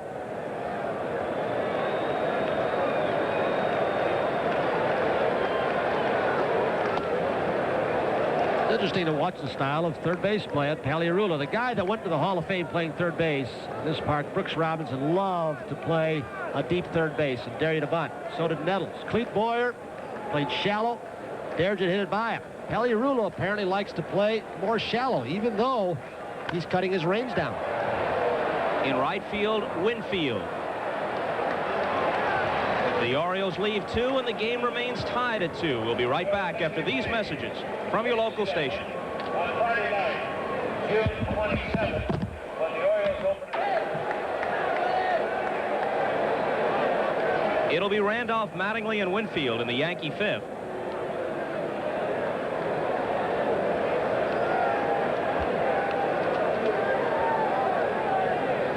That's why this game has taken an hour and a half, and we're not yet at the midway point.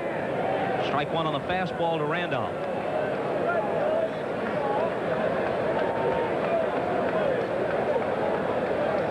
Willie has walked and flied out. And he'll fly out again. Shelby looks into the glare and puts it away.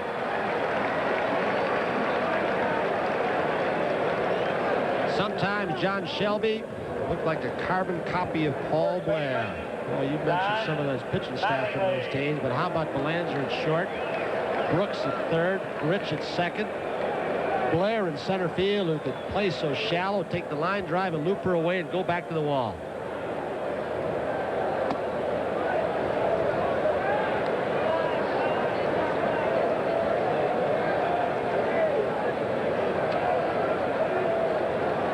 Pitch from McGregor to Mattingly. 1-1 to him. Mattingly is now a .500 career hitter against McGregor after going 0 for 2 so far today. You know, the thing that's interesting, and as we look at those numbers, here's a guy who's hit 12 home runs but has struck out only 11 times. When he sets goals, he doesn't say I want to hit 30 home runs or driving 100. He takes the little things that means so much, like striking out less, meaning he's putting the ball more in play, and the rest of the stuff will come along with it. Good changeup. One great first baseman retires another as Murray takes it unassisted on Mattingly. And now let's look back to Winfield's first at-bat in the first with Henderson at third.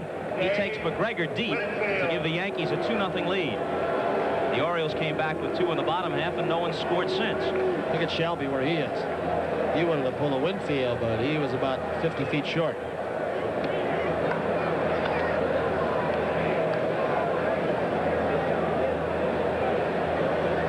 4 consecutive years with 100 runs batted in for Winfield. He's had them in on base. When you get a Randolph with his high on base percentage and a Henderson and a Mattingly, they're going to help you. So you still got to do it with the batting hand. You know, this thing he's doing with his pants legs is not just because he's talking about winning ugly and looking ugly. He thinks he might get some low strikes. Ted Williams used to talk that way too. One time he went to an umpire and said, "Where are my knees? And where are my pants so low?" And the umpire pointed, he was about 8 inches too low.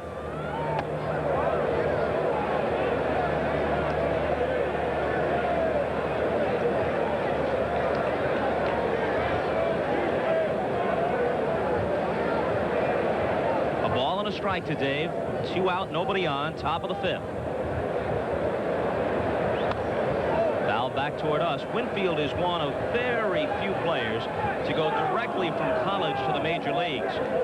The name was added to the list this year with Pete Incaviglia from Oklahoma State going to the Texas Rangers. Bob Horner went right from Arizona State a few years ago to the Braves. Frankie Frisch, the Fordham Flash, a Hall of Famer, he did it. Pitcher Ted Lyons of the White Sox, another Hall of Famer, went right from Baylor to the major leagues. Winfield from Minnesota, but there haven't been many others. And the second consecutive 1-2-3 inning for McGregor as Shelby ends it in the 5th. Halfway through, tied at 2.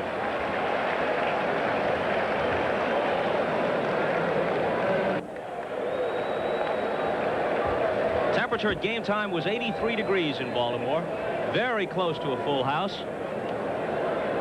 To see these two renew hostilities. And usually at least one of them is in the pennant race, and most often both.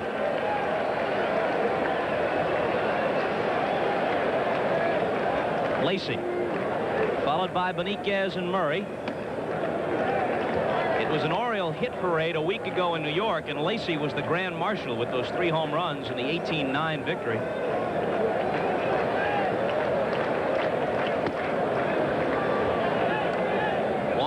You got to wonder how much longer Rasmussen and McGregor will last as each approaches 100 pitches. Last 2 pitches Rasmussen threw were the hardest he's thrown in this ball game. Another one. He's reaching back for the extra, so Pinella and Weiniger are getting to him. Winfield runs out of room. Did you see him take his eye off the ball a couple of times to find the track and the fence? And it was almost as though he was going to try and make a leap at it. For a 6'5" guy, he gets out of the chute in a hurry, and with those strides, he gobbles up the ground twice. You want to know where he was? And he started to brace himself in case it was close enough to jump in.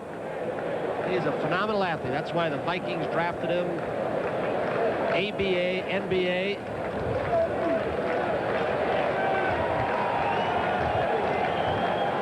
And the 1-2 pitch to Lacy.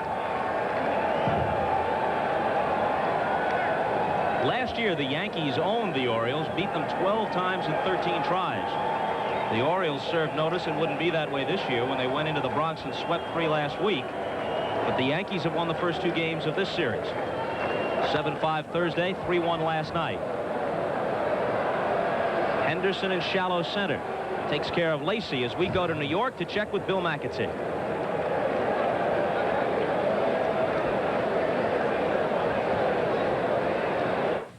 All right, Bob, a game of interest to Yankee and Oriole fans. The Red Sox now trail the Brewers 2-0. After this RBI single by Jim Gantner, Dale Swaim scores, and the Brewers lead 2-0. They're in the 7th now at Fenway. You know, George Bamberger's team is another surprise. The Brewers playing well have the misfortune of being located in the AL East. This is hit right on the nose, but right at Henderson, and Benitez is done. George Bamberger's young pitching staff that cooled the Orioles down. They've lost 4 of their last 5. Guerra, Nieves, Leary, and Wegman. Plesac out of the bullpen. And they're staying competitive with a lot of their good players out. Yap was out for a while. Molitor's out again. Felder's out. Robideau's out. Cooper was out for a while. There are all kinds of kids that you've never heard of. They're a very competitive team.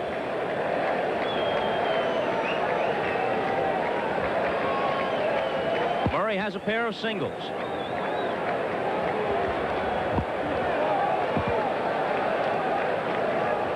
Speaking of the Brewers and Red Sox, we'll be at Fenway next week, as we mentioned earlier.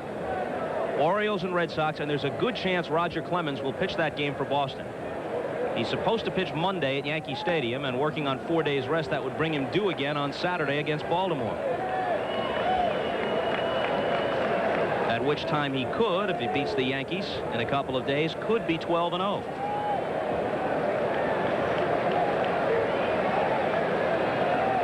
Pitch. 3-0. Ripken is next.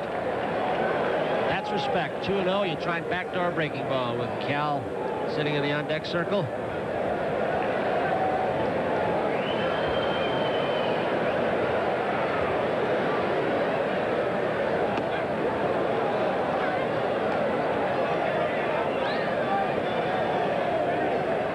It's a count, as I recall, 3-0. Murray does not particularly like to swing on. This was questionable, borderline high. And the 3-1 pitch. We saw that Oriole mascot a moment ago. Gutierrez, Flanagan, people like that on the disabled list. The Bird was on the DL for a while. He was dancing on top of the dugout roof and mocking the umpire when he tumbled backward onto the field. Injured his back, but the trooper that he is has returned. Cut fastball with a little extra again. And Eddie wasn't sure of because it moved so late. I wish they'd have a seasonal long DL for some of those animals. Oh, such a killjoy. The pattern has been changed for the last 2 innings by Dennis Rasmussen, which is what Pinella wants. He said the first time through the lineup, we'll show him some slop and breaking balls.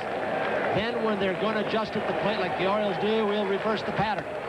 He is throwing hard. They check down at first, and Palermo says goodbye. Murray thought he had the walk, but Palermo said he went around, and that brings us to another edition of Baseball Remembers.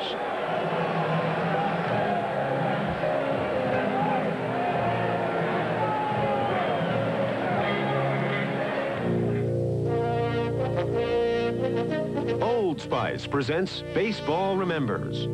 Brought to you by unmistakably masculine Old Spice. Splash on the feeling. Splash on Old Spice. Mickey Mantle remembers the joy of hitting his patented tape measure home runs. Every time I come up, I was trying for a home run. I love to see it go a long ways, you know. I never did just try to hit a single or something. Casey used to yell at me from the bench, and I still swung as hard as I could at him, you know. But when I hit the ball good, I could hit it as far as anybody. I hit one 565. I'm thinking I'm going to hit one 600 feet today, you know. I hit long home runs. When I hit the ball good, it was a home run, and I almost hit it out of the stadium twice. And one of the times I hit it was a line drive. If it had just been about 6 inches higher, it would have made it out of the stadium.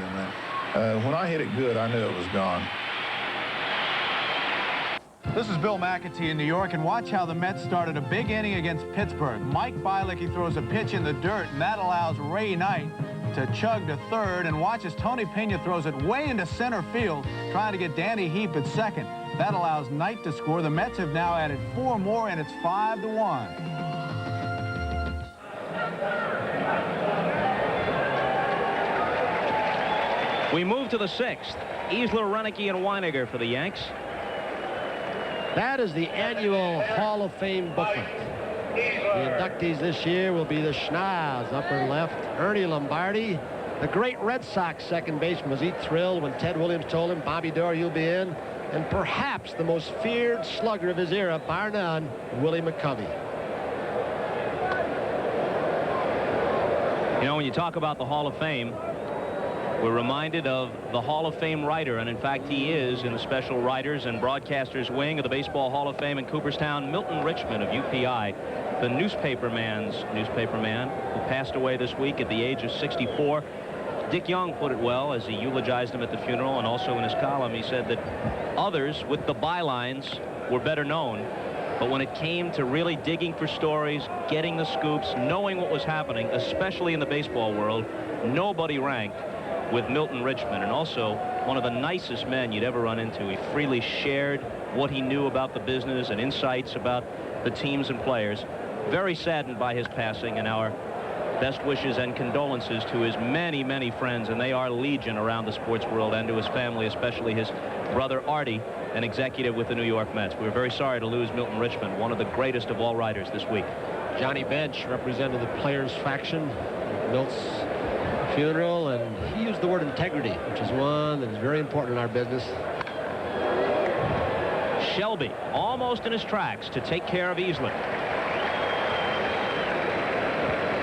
That's 8 in a row set down now by Scotty McGregor. So although he has thrown a bundle of pitches, he's in a rhythm now where the off-speed stuff is hitting him on the end of the bat. And when they look for that, he gets enough on the fastball, hit him on the fists.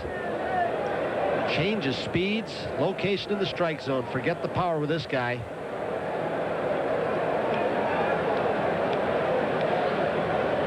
Again, a reminder, as every Saturday, we select the light beer from Miller Player of the Game at the conclusion of the contest, which is tied 2-2 in the 6th.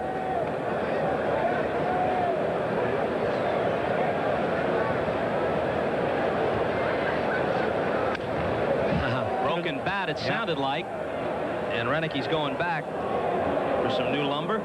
2 fastballs. He jumped ahead with a fastball down the pike. This one he busts Renicky right on the fist. Let's check the scoreboard while he goes back for a new stick. Cincinnati and Atlanta remain tied in the 7th. Milwaukee with the lead in the 7th at Fenway. It's tough to shut the Red Sox out there. And the Mets, after trailing 1-0, throw 5 on the board to lead 5-1 at home against the Pirates. Cleveland has snapped the 1-all tie with Minnesota for a 3-1 lead. And the Cardinals, with Gene Michael, I assume, in uniform and managing the Cubs today, have the 1-0 lead at Wrigley. People are trying to figure out what the tie between the fine general manager Dallas Green and Gene Michael is. I guess Dallas has really had a habit, and it's a good one, of hiring people that have been with successful organizations, including Fry. And Dallas Green made it known to the players that it was more their fault than Jimmy Fry's. But again, it was one of those silly situations where it's time for a change. Ripken does a lot of moving around at shortstop. For each pitcher, for each situation. Look at how shallow he is. When he saw the off-speed sign flash by Dempsey, he took 2 strides to his right in the hole.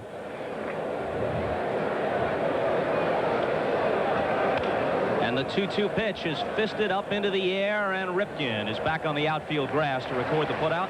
You know what people forget about Ripken because of his size? They always say, and they talk about the quick little shortstop, whether it's Griffin or Ozzie Smith. Remember, his first step is about twice the length of a little guy, so he's covering a lot of ground in his first step, and he does what Ozzie Smith does. Before every ball game, he studies the defensive charts to get that little bit of an edge.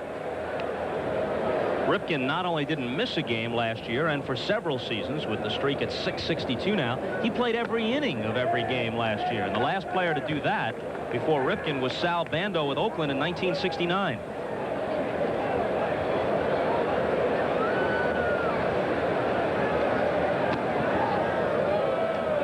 One and one to Weiniger.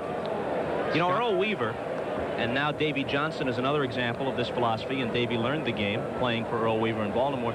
He loves that big offense from his middle infielders. He feels too many teams are willing to take a 230 hitter in the middle of the diamond. Palermo says he went. And the count is 1-2. And Earl, if he can get a guy with pop at the shortstop or second base position, he wants him there. Accepting the great Mark Belanger. Right. But you got to wear a gold glove to make up for a lack of offense. Ripken, speaking of gold gloves. There's a 6'5", 200-plus guy who does a pirouette like Nuria. Look at the agility this guy has. Not just strength, but the quick jump and a strike. Ripken at shortstop. If you're Weaver, it's case closed. Seated between Terry Crowley and Rick Dempsey, Professor Weaver conducts a chemistry class. Someone asked him about the chemistry necessary to win a pennant. He said, all the chemistry you need is this: 3-run homers plus good pitching equals victories.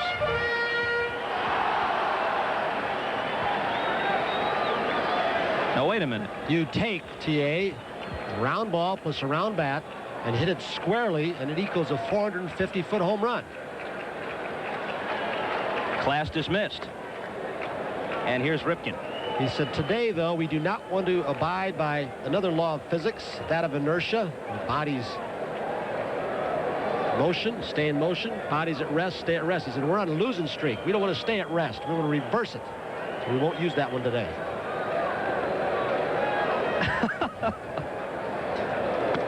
Did he really say that?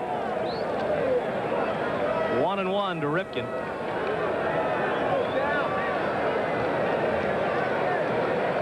Mike Young and Floyd Rayford will follow him in the bottom of the 6th.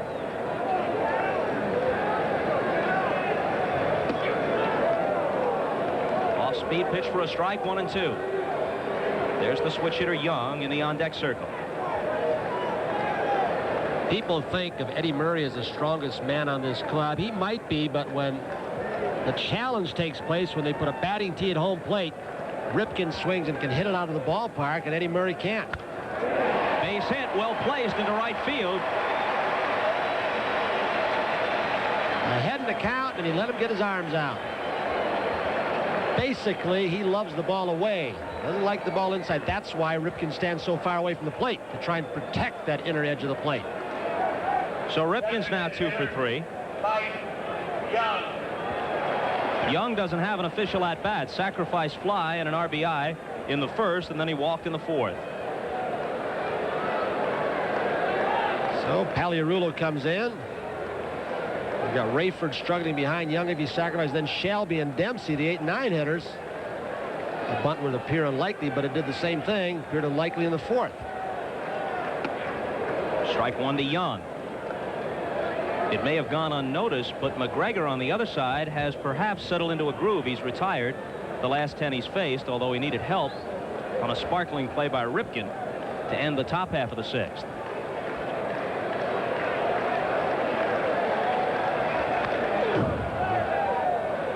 Oh, 0-2 to Young. Lou Piniella has the bullpen up again.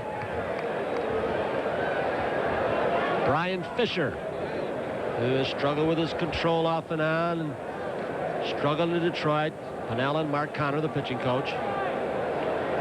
Fisher came back from Columbus when Al Holland, with a hamstring problem, was placed on the disabled list. The Yankees worried about their depth of starting pitching at the beginning of the year, but thought the bullpen was in great shape with Fisher from the right side, Righetti from the left. Struck him out. Third strikeout for Rasmussen.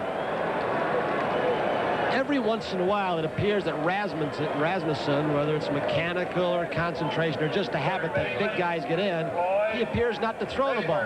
And I don't know if it's Piniella or Weiniger who snaps him out of it and says, just throw the ball. Trust your stuff. Don't aim it. And that one he threw hard again. Of course, half that error total, as Tony told you earlier, came in one night in Cleveland. 4 in one game at third base. High for a ball. Weaver said he was very unfair to Floyd Rayford. He rushed him. He came out of spring training, missed something in the last 20 days with a thumb injury. He went 15 days to the minor leagues for rehab. Played 2 days there in game time. Brought him up immediately and played him in cold weather. And he said it was really unfair to him. He said, but I wanted him back so badly because he played so well. His bat was so good. He led this ball club in batting average last year. People forget that. And can catch also. 2-0 pitch to him.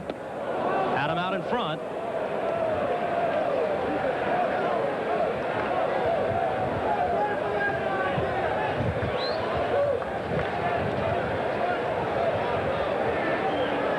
Rasmussen with Ripken at first and 1 out. Shelby on deck. And his 2-1 pitch to Rayford. Popped up. Shallow center. Henderson. 2 out. Rasmussen threw 2 changeups or turned the ball over, tried to sink it an off speed off his fastball. 2-0 and 2-1, and he had Rayford sitting on fastballs.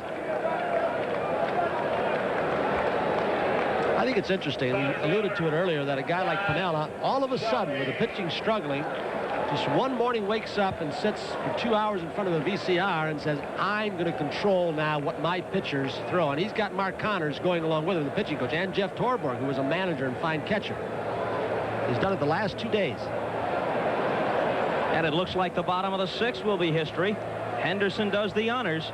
And it's still a 2-all ball game as we break for these messages from your local station. Ladies and gentlemen, the answer to today's home team sports trivia question.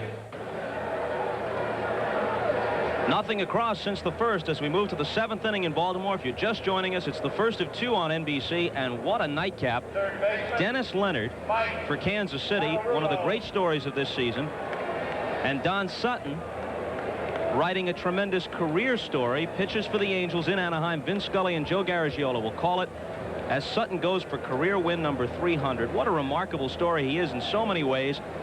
You look up consistency in the dictionary and you see Don Sutton's picture. He has never been spectacular as Paliarulo takes a strike from McGregor. He's won 20 only once, but he's won 15 or more 11 times on the way to 300 lifetime. While we have a chance, we'll tell you this telecast is presented by authority of Major League Baseball, may not be reproduced or retransmitted in any form without the express written consent of Major League Baseball. The 1-1 pitch.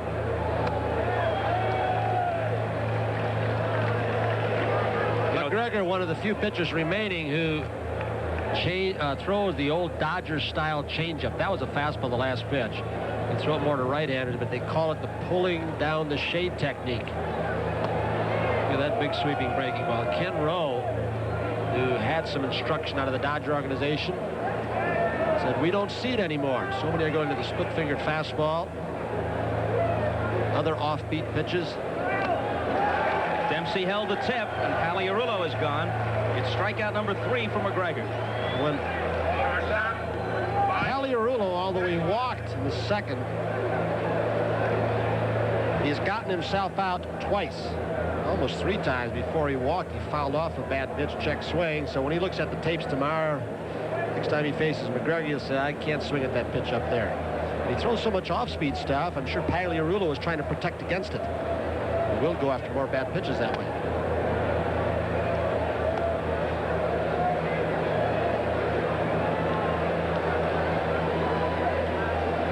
It had the makings of a big run ball game at first, didn't it? And each pitcher flirted with trouble after giving up 2 runs in the first. Now McGregor especially has settled down. He's retired 11 in a row. You know, talking about Sutton's bid for 300. There was a gap of 2 decades between Early Wynn reaching that plateau in 1963 and then Gaylord Perry joining it.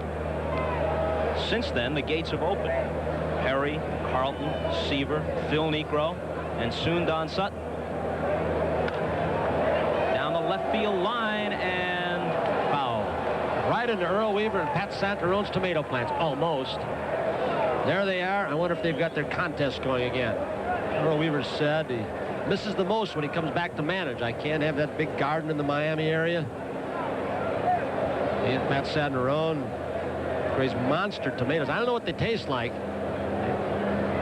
Earl and Pat's fertilizer. They even sell it by the semi-loads. Commercial product.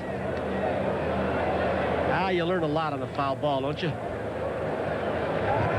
Fascinating information. Cannot be garnered anywhere else. Earl grows winning vegetables. Shelby with another chance in center field. Busy day for both Shelby and Henderson out there. 2 outs in the Yankee 7th. 12 in a row, set down now by McGregor. He is in a groove. McGregor basically not a ground ball pitcher. Not much of a strikeout pitcher either, although his strikeout to walk ratio has been one of the best in baseball during his career. At the change of speeds, you get a lot of fly balls. Similar pitcher to Don Sutton, although Don Sutton throws a lot harder or did. But he was a fly ball and still is a fly ball pitcher. On Wednesday in Detroit, Ricky Henderson hit 3rd in the Yankee lineup. One of only 2 times in his career he's hit anywhere other than leadoff. And the other time was when Billy Martin picked the lineup out of a hat in Oakland, and Ricky hit 9th that day. You know, Billy has made a point of staying off the field and not getting too familiar with the players because he doesn't want to put added pressure on Piniella. But Lou Piniella has gone to Billy more than one time and asked his advice. A drive to deep left, and if it's fair, the Yankees have the lead. It's out of here. Got the screen or the foul pole itself. And Henderson has his 10th homer of the year, and McGregor falls behind 3-2. If ever the versatility of Ricky Henderson becomes more and more apparent, you look at the first inning and the 7th inning. First inning single, stole second, stole third, came home to score. Now in the 7th, he gets a run a little different way with one swing of the bat. Well, as Bobby Valentine, the Rangers manager, put it, as we watch this ball, let's see where it hits exactly. Got the screen just on the inside portion of that foul pole. Scotty knew that he had hung a breaking ball up and in, and he got hurt by it. I mean, Ricky Henderson is as good a player in this game as he wants to be. In fact, the Yankees, I think, have 3 of the top 5 players in the game. In him, Mattingly, and Winfield. 2-0 to Randolph. Bobby Valentine put it this way: with Henderson, it's either slow torture or sudden death. You walk him or he gets an infield hit, he steals second and third, comes home on a sacrifice fly. That's the slow torture. You hang a pitch, boom, home run, sudden death. 2-1 to Randolph.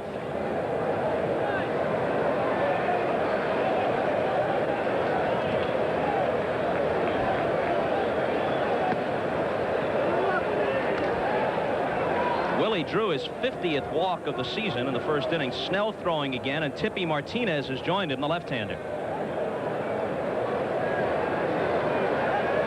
It's McGregor's pitch to the 4-time All-Star. And another walk. Let's make it a trip.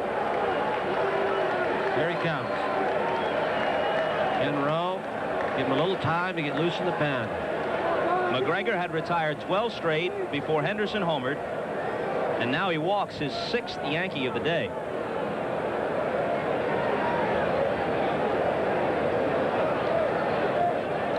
Ricky Henderson can shock you, can't he? Was it Reggie Jackson that talked about Ricky a couple of years ago, that he takes triples and turns them into outs defensively by outrunning the baseball? There's Snell and Tippy Martinez, who had those dizzy spells. Still, I guess the doctors don't know what caused it. He's on medication, but he's back.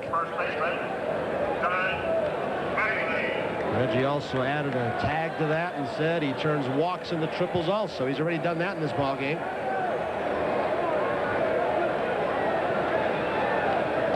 Ball 1 to Mattingly. Let me correct myself. That's just McGregor's 5th walk. Still a high total for him.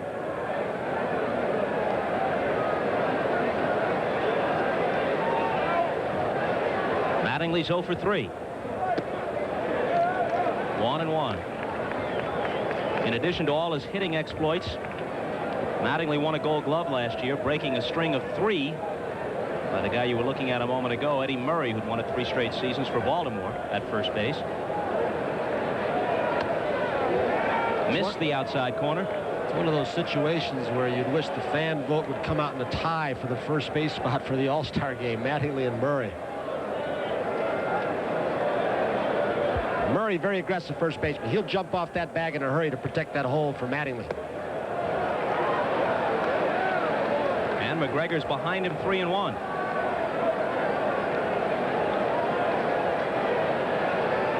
With Winfield awaiting his chance. In 21 career at-bats against McGregor, Mattingly has 3 home runs. The runner is going, and a line drive back through the middle for a base hit. Wheeling around second is Randolph, runners at the corners with 2 out. So Mattingly continues this year to left-handed pitching better than he does right. Average-wise, he's over .330 against left-handers, just over .320. With Randolph going, Mattingly avoided the tendency to try and pull the ball ahead in the count 3-1. He just went with it up the middle, and that'll be all for Scotty McGregor.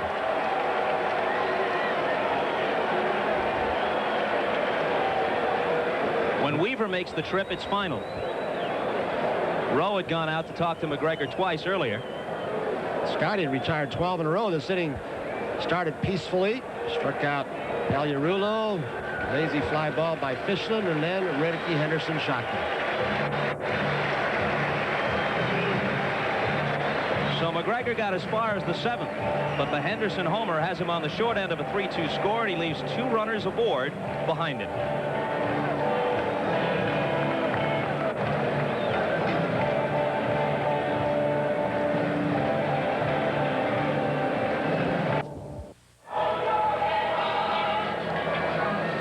Rich Bordy, Brad Havens, and Nate Snell have been the setup men for Don Ossie, who has been perhaps baseball's best reliever so far this year with 17 saves.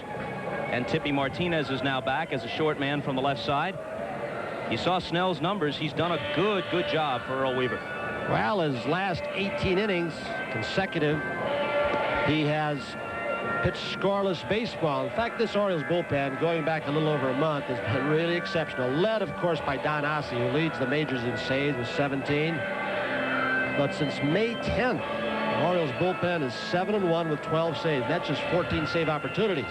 Scotty McGregor threw a lot of pitches. He got in gear, and that's what Scotty McGregor does. Even without his best stuff and a lack of control, something the Orioles have done so well. I don't know if Palmer led the way in that, but they keep their team in the ball game. They have this knack of staying away from big innings, even with their poor stuff, and that's a sign of a good staff.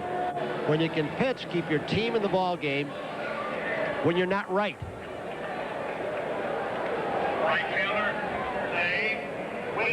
Weaver last year, when he took over Joe Aldabelli, he had some of his starting pitchers throwing batting practice between their starts, which has been taboo for a long time, just so they get the feel of changing speeds. The hitters didn't like it, but he started getting his pitching staff back on the beam last season. Snell with, 8 seasons in the minor leagues? What a battle. He was past 30 before he ever pitched in the majors.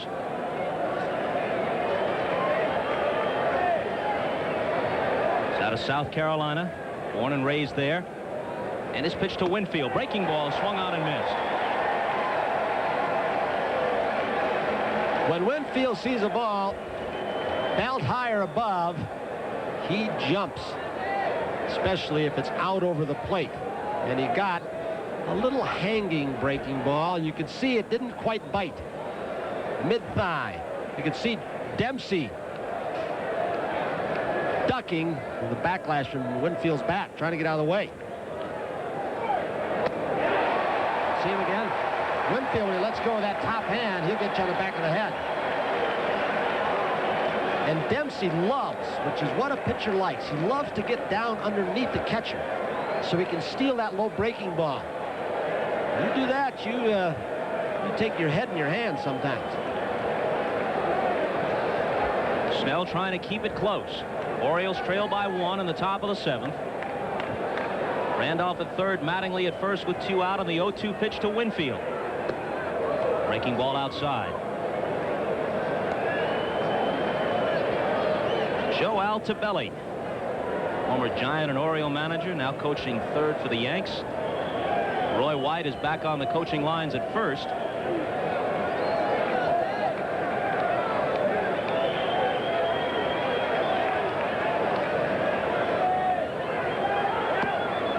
Inside, 2-2. But Altobelli was third base coach before he took the Orioles job. Of course, he's been moved back there by Pinello with Gene Michael, gone over to the Cubs, if you hadn't heard.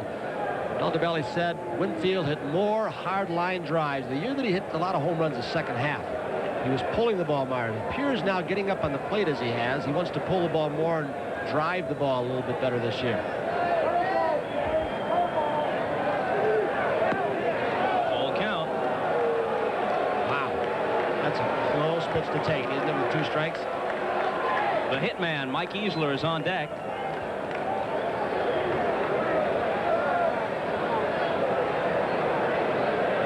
Since his homer, Winfield has walked and flied to center.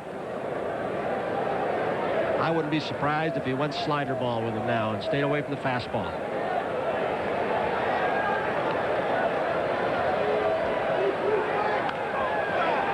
And he pops it up. Rayford. The Yankees settle for 1. They leave 2. Henderson's homer has given them the lead as we bring you another edition of 7th inning stretch.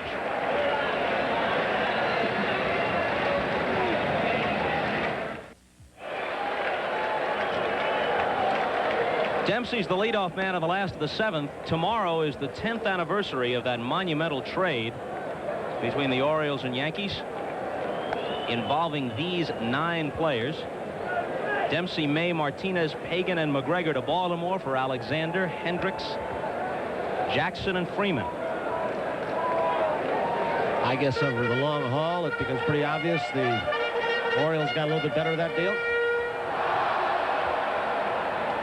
Our stat man, Steve Horn, points out a very interesting point. A lot of clubs are reluctant to deal within their own division, especially if they're perennial contenders. The Yankees and Orioles had not made a deal with one another for 9 years. When Gary Renicky was traded to the Yankees this season from Baltimore for Rich Bordy and Rex Hudlin. The Easler-Baylor deal was the first deal between the Red Sox and Yankees since Danny Cater for Sparky Lyle in 1972.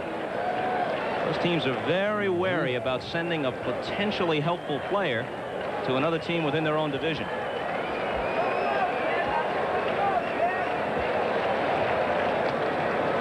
Well, you've got to wonder again if that's why that the Orioles have not officially, as far as we know, released Dennis Martinez when the Yankees are in town. I don't know what the DL has to do with it. I heard a rumor that the Yankees had already checked with the commissioner's office to see about the waivers and the 3 days and all the other complications. I mean, you'd hate to have a Dennis Martinez for the Orioles come off the DL, or you release him and the Yankees pick him up after they go through all the intricate maneuvering, and he starts for you on Sunday and he beats you. The Yankees have not yet named a starter for tomorrow, I don't believe. They've got Joe Niekro listed, but I think they want to save him for Boston. May depend on the outcome of this game, of course. Boddicker goes for Baltimore tomorrow. 2-2 pitch. And another pop-up in foul ground. Aliarulo. One out in the Orioles 7th. That's Rambo. That's what they call him. As tough as he is. Well, he took that pitch off the schnoz, and 2 days later, not only is he back in the lineup, he hit a home run. Second baseman, Juan Bonilla. Bonilla playing second for Wiggins today. Wiggins is a guy who's really come around in the last month. Not in the lineup today, but he's hit around 350 since early May and running the bases well. Settled down in the field. He went, what, 31 games without committing an error? That's an area that Earl Weaver wanted him to work on and think about in the offseason and concentrate more defensively. He was so shaky in the field early in his tenure with the Orioles that his teammates got to joking about it. Their plane arrived after a road trip back at the airport here at gate E4. One player cracked, hey, even the airlines know what's wrong with our team. But Wiggins has turned it around since then. I don't think Rick Dempsey's tearing out water coolers as much as he used to, or fighting with Earl Weaver. Well, he'll be 37 in September. Maybe he's mellowed a bit too. Irony of this guy at bat, and they were both in the Padres organization. Wiggins with a drug-related problem. Said he'd never play for the Padres again. Bonilla took his place. He had a problem. Now they're both playing on the same team, sharing the second base spot. Willie Randolph. One second baseman throws out another. We mentioned this earlier in the game. Willie has committed 12 errors this year. He made only 11 all of last year. Coincidence, or is something wrong here? Milwaukee shuts the Red Sox out at Fenway. So the winner here can pick up a game. Yankees trail by 4.5, O's by 5.5 at the start of the day. They want Rasmussen to get through this inning. Not that he's going to be gone for the 8th, but they want to get closer to Dave Righetti time. It's just a few too many hitters yet. And Lupinella has had his bullpen going, but it's not rags thrown yet.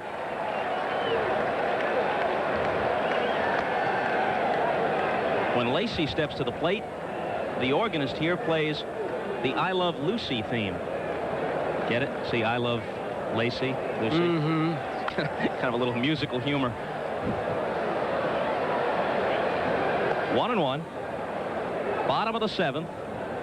Rasmussen has the lead for the second time today. He took a 2-0 lead to the mound in the bottom of the 1st and gave it back immediately. Now leads 3-2 in the 7th after the Henderson homer in the top half of the inning. And Paliarulo, with 2 outs down at third base, is playing on the line. No doubles down that left field line. Look where he is. First baseman Mattingly not on the line, but probably more toward the first base foul line than it would be in a normal game situation, not in the late innings.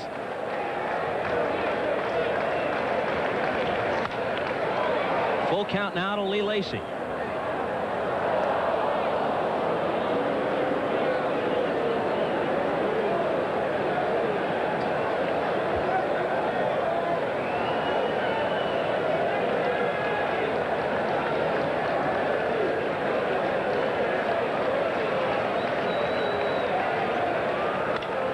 Reached for it, grounds it to Randolph. Nice play, and from the outfield grass, he throws him out.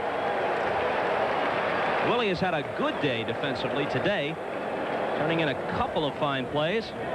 It's a 1-2-3 7th, and it's still a 3-2 New York lead. On this inning-ending play by Willie Randolph, isn't it nice to see an infielder have a chance off the artificial surface, the plastic, and at least run 6 or 7 steps after ball to make the play instead of after 3 steps the ball's by you? Boy, does that help the pitching staff. Easler. You know, it's kind of a mixed bag for traditionalists in the American League. You might not like the DH, but something that's seldom mentioned. There are more natural surface fields in the American League than the National, and more old ballparks.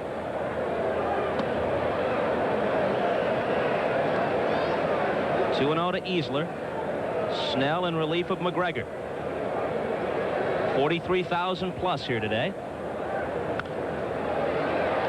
Easler is a fun hitter to watch, especially off right-handers, because you hear that expression, extension, and generating bat speed through the ball in strike zone. And boy, when he extends, he extends. Those arms are high, and he propels the ball. Some hitters hit to the ball and stop their bat speed. Those are the punch and judies. He hits through it and hard. And he hits this one pretty well in the left center field, way back, and it carries out.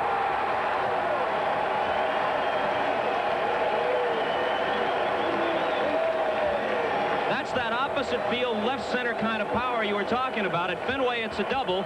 Here, it's gone. And that's the part of the ballpark that hitting instructor Terry Crowley said you couldn't hit one out of there with a cannon before they put the scoreboards up in left and right center field. Haven't been there that long. This is what you call extension. Watch the high follow-through. A little page out of the book of the late Charlie Lau. Remember, he played for Boston. Walt Riniak is there as the hitting coach, the foremost disciple of Charlie Lau. Not very many people have that kind of power to the opposite field. The preacher does. Hanso Pulido, screwball pitcher. Here comes Earl.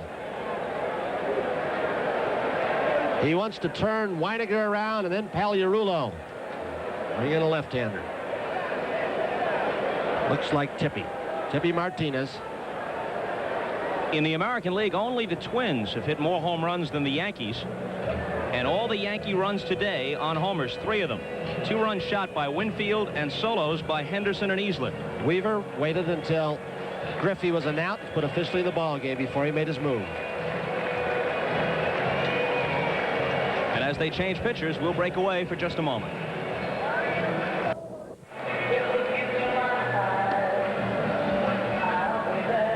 Tippy Martinez brings that stratospheric ERA into the game. Obviously, he's seen limited duty. Had to go to Rochester, as you mentioned earlier, Tony, on a rehab program. The blurred vision problem, dizziness.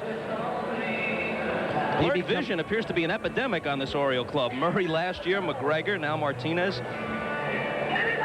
If they are going to contend, Earl Weaver's Orioles, he becomes a very important man. There's Mike Easter, who took Snell deep to left center field.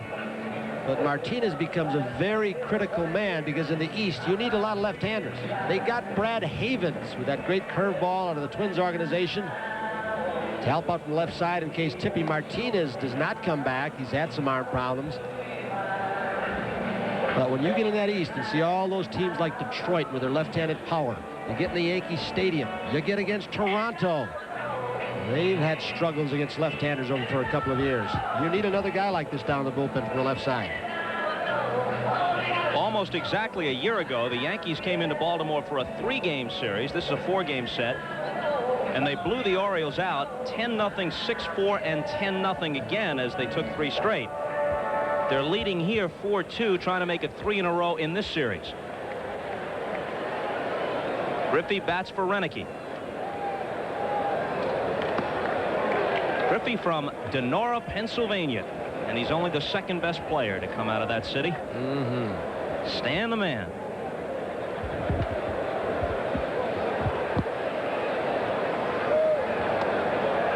They check down at third base, and umpire Cooney says no, it didn't go around.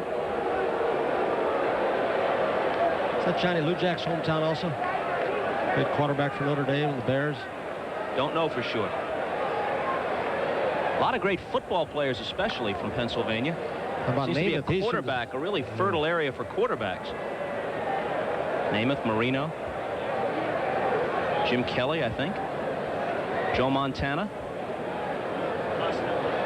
Say, when you got a producer like John Filippelli feeding you those gems in your ear, take you right back to NFL '85. Your producer there, Harry Coyle, directing today, and outstanding camera crew. Dempsey runs out of room. Ken Griffey's lifetime batting average right now is at .299. It's the first time it's dipped beneath 300 in 9 years.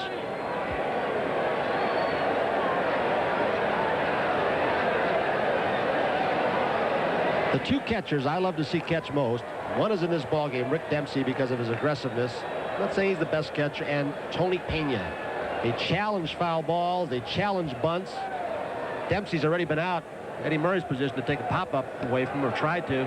That's his best pitch. That great curveball he's had will freeze left-handed hitters. It's a paralyzer. Let's go now to New York for this update. Tony, here's how it ended a few moments ago at Fenway. Rich Gedman representing the tying run at the plate. And watch Rob Deere make a spectacular running catch, and Milwaukee beats Boston 2-0. So if the Yankees can hang on, they can make up some ground today.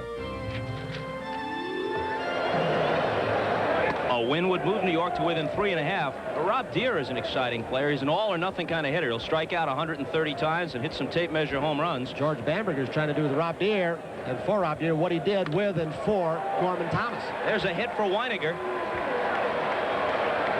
Beniquez fires it back in, and Butch has a single. What versatility Beniquez has. He can DH. He can play any of 3 infield positions. In fact, 4. He can play first base, too. He's played left. Here comes Ken Rowe out again.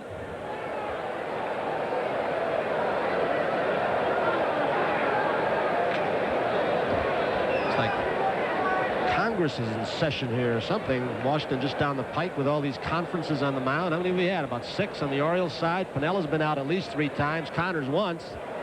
You wonder why games are slower? Here's one of the reasons. More trips out to the mound, more throws to first base, more switching of signs because of satellite dishes where people like Bobby Valentine and Joe Ferguson with the Texas Rangers are taping all the games they can and trying to steal signs from the catchers. A few minutes here, a few minutes there. Vin Scully and Joe Garagiola, perhaps to witness history. Don Sutton, Dennis Leonard. They're waiting for the end of this game. They'll be with you right afterwards. A doubleheader. Boy, Sutton was masterful when he got 299. What did he pitch? A 2-hitter at Chicago, beating Tom Seaver in the process. How was that matchup? 2 starters had what? 306 wins between them that day? 606. I'm 606, yeah. Right. My addition is not what Earl Weaver's is. Pagliarulo hasn't put the ball in play yet. He's walked and struck out twice.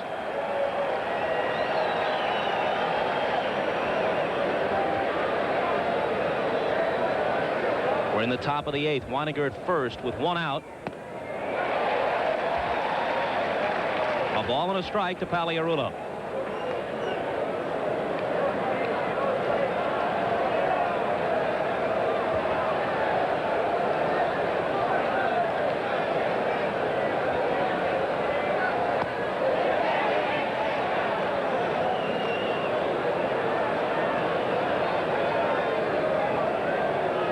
In the bottom of the 8th, Baltimore will have the middle of their order: Beniquez, Murray, and Ripken. Yankee starter Dennis Rasmussen is still in there. Got him picked off, and Weiniger is out. Well, it was 3 years ago in this ballpark that Tippy Martinez embarrassed the Toronto Blue Jays when he picked 3 consecutive base runners off first base. And he just does it to a Yankee runner. There was a day they had John Lowenstein playing second base. He'd never played it. Renicky at third. He'd never played it.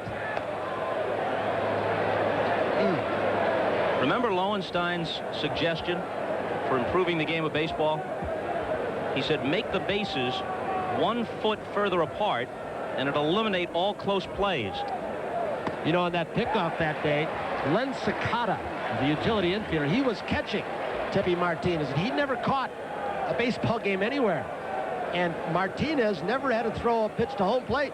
Bobby Cox was going to send the Toronto runners. The pickoff proves very important as Pagliarulo puts one between Murray and the bag, and the ball is touched. And it's a double.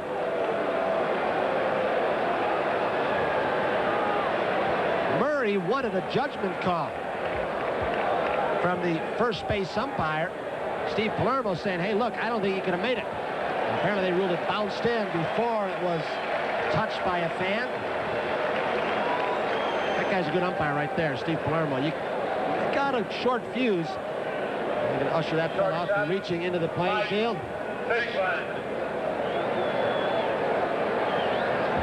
Eddie Murray has exceptional quickness for as big as he is. I noticed how you let that Lowenstein insight slide by. A couple things happened here that John does and very cleverly. Some of the television locally, along with Rex Barney. I don't know if Larry King still works for them or not. He used to. Jim Palmer does a few games here. Brooks Robinson, Chuck Thompson. They got almost as big a crew as the Yankees. Phil Rizzuto was telling me before the game, he said, we got so many. He said, I got spiked the other day. Guys are running all over me trying to get the first inning in. 2-0 now to Fishland.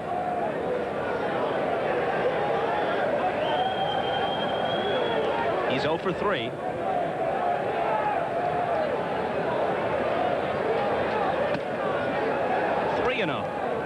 Henderson is on deck.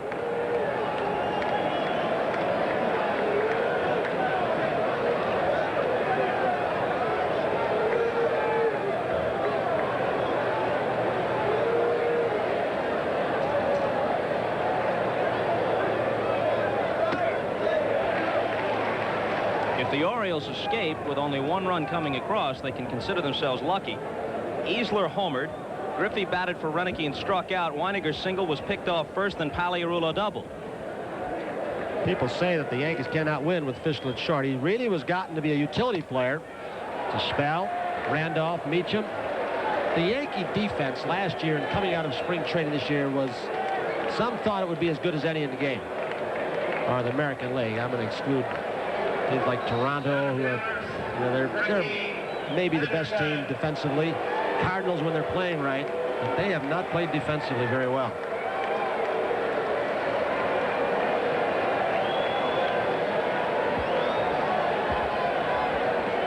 Henderson has a single, a walk, a home run, and 2 stolen bases in his day's work.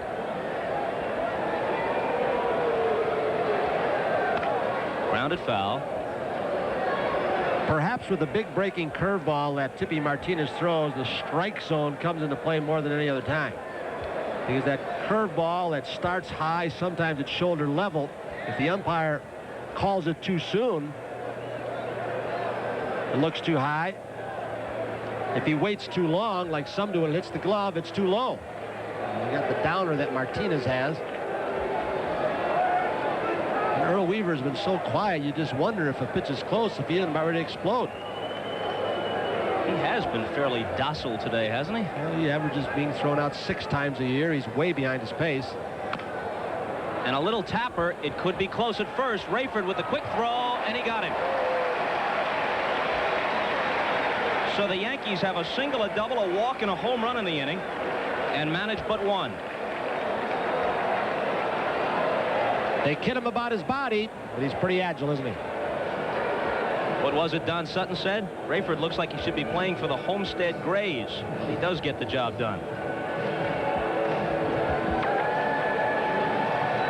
Tomorrow's starter, Mike Boddicker, charting pitches in the Oriole dugout. Jim Palmer won the Cy Young Award 3 times in his sure-to-be Hall of Fame career, and toward the end of that career, as he got up near 40, his teammates began to call him Cy Old. They called Storm Davis Cy Clone because he so closely resembled Palmer, and they started to call Boddicker Cy Low because of the farm country around his hometown of Norway, Iowa. Griffey hit for Renicky, stays in the game in left field, and the Yankees bring Fisher out of the bullpen. Most of those clips come out of the mouth of Mike Flanagan. Show you what 1-run difference means. If it were 3-2, got the insurance run, you might have seen Righetti in here. You've got to get this guy on the beam. 2-run lead, you take a little more chance and not burn Righetti out. And he'll be working shortly, I would think. 1-1 to Benitez. He's 1 for 3. Began the day hitting .322. He hit over .300 each of the last 3 seasons for the Angels.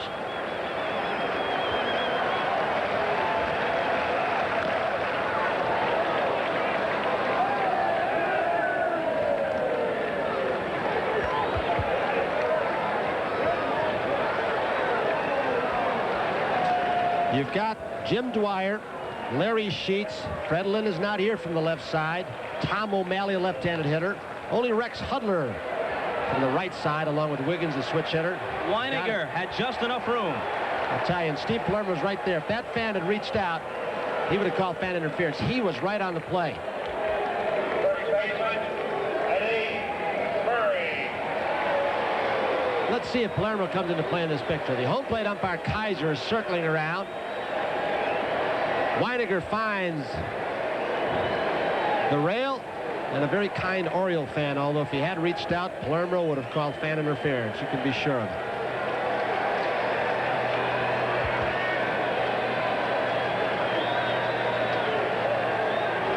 Murray struck out his last time against Rasmussen. Singled his first 2 times. Bats lefty for the first time today.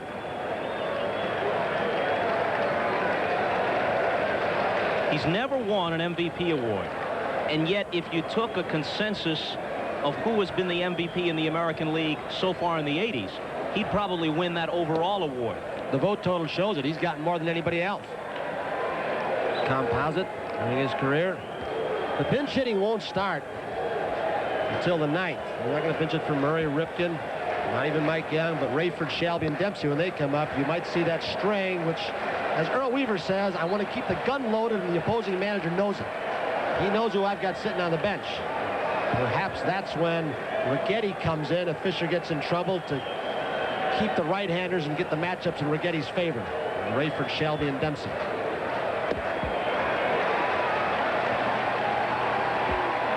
Ripken becomes the tying run at the plate.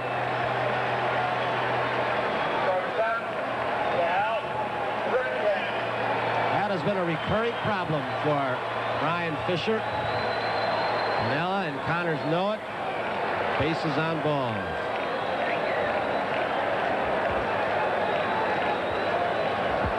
Ripken has 8 homers for the year.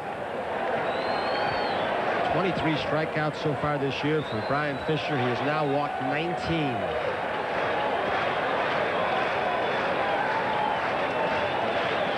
Good fastball, good slider when he's in a groove. Fastball for a strike. If Ripken hits it on the ground, you can double him. He hit into over 30 double plays a year ago. That's Bob Shirley. Saw Sparky Anderson up in Toronto a couple of days ago. The Yankees just left Detroit, and he said, well, I don't know what happened to Fisher, but he didn't throw the ball at all against our ball club. Looks so tense, like he's trying to overthrow and muscle the ball, and no freedom of movement.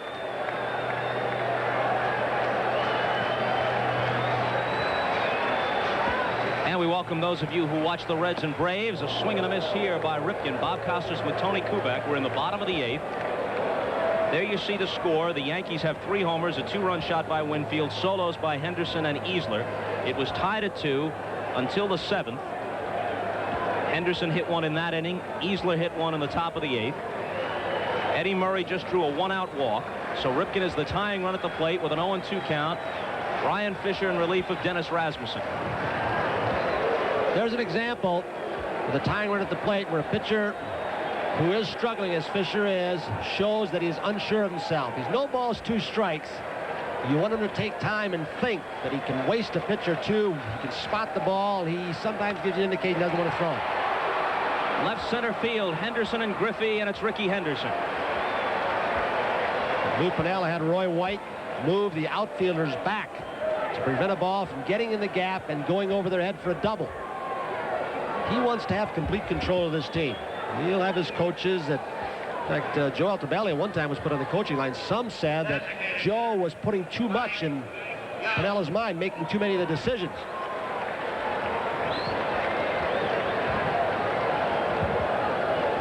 Young is capable of tying it with 1 swing. He's hit only 4 this year, but he had 28 in '85.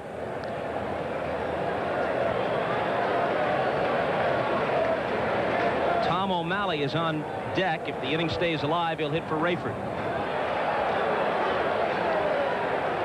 Murray's not going anywhere. There's times where Mattingly really could play behind. There's O'Malley, as you said, play behind Murray. I mean, he's not going to try and steal second base. 2 runs down. You got a left-hander. You got to protect that gap a little bit. Well, he pops it up, and it's all academic. Randolph wants it. Randolph has it. And the Orioles will be down to their last chance when they come up with the ninth. Through 8, 4-2 New York.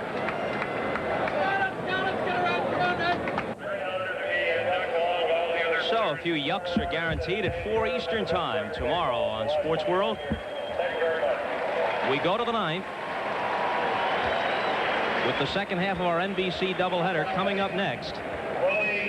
Dennis Leonard and Don Sutton going for number 300.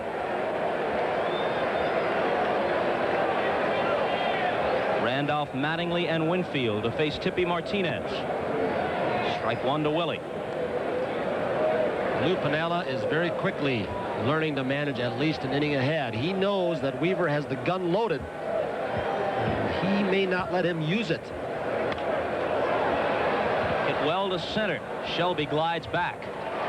And that's the first out. He is really a graceful, fleet-footed outfielder. He's a very, very smooth player, but he has never, prior to this season, hit as well as they would have expected. Well, I've heard scouts evaluate John Shelby, and they have said of him that on a scale of 8, which is the usual rating scale, that in almost every department, power, speed, throwing arm, average, you name it, he is more than average. He's a plus.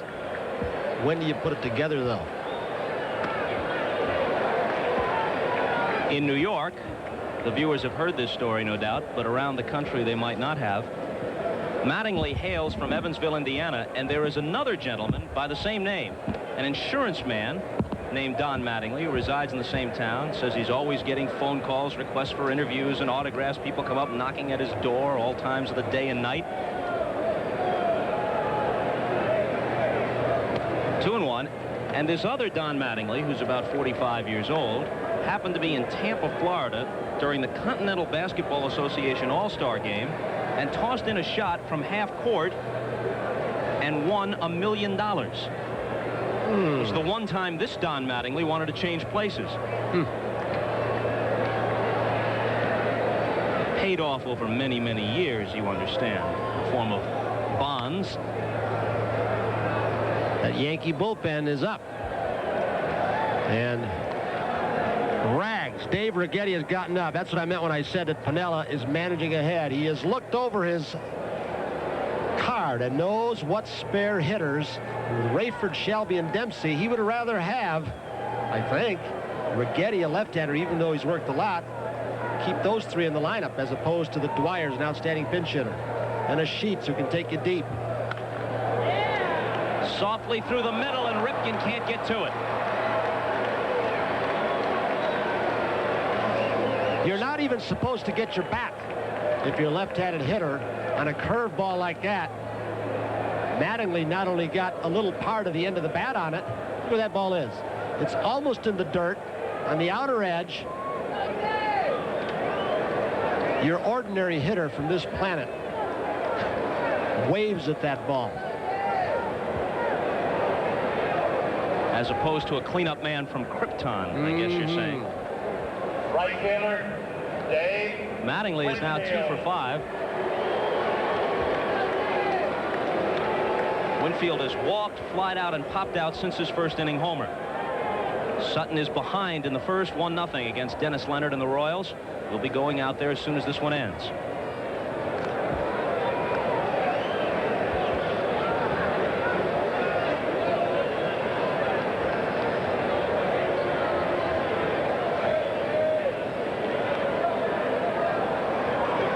Winfield somehow has kept his sanity with the turmoil in the front office, sometimes getting knocked by his boss, being called Mr. May as opposed to Mr. October, Reggie Jackson. He's had lawsuits regarding the Winfield Trust.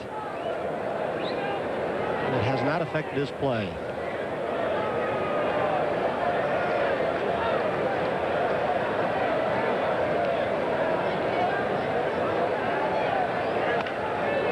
And that one is play. What a picked play. up by Bonilla for the force on the flip to Ripken. A truly great play by Bonilla.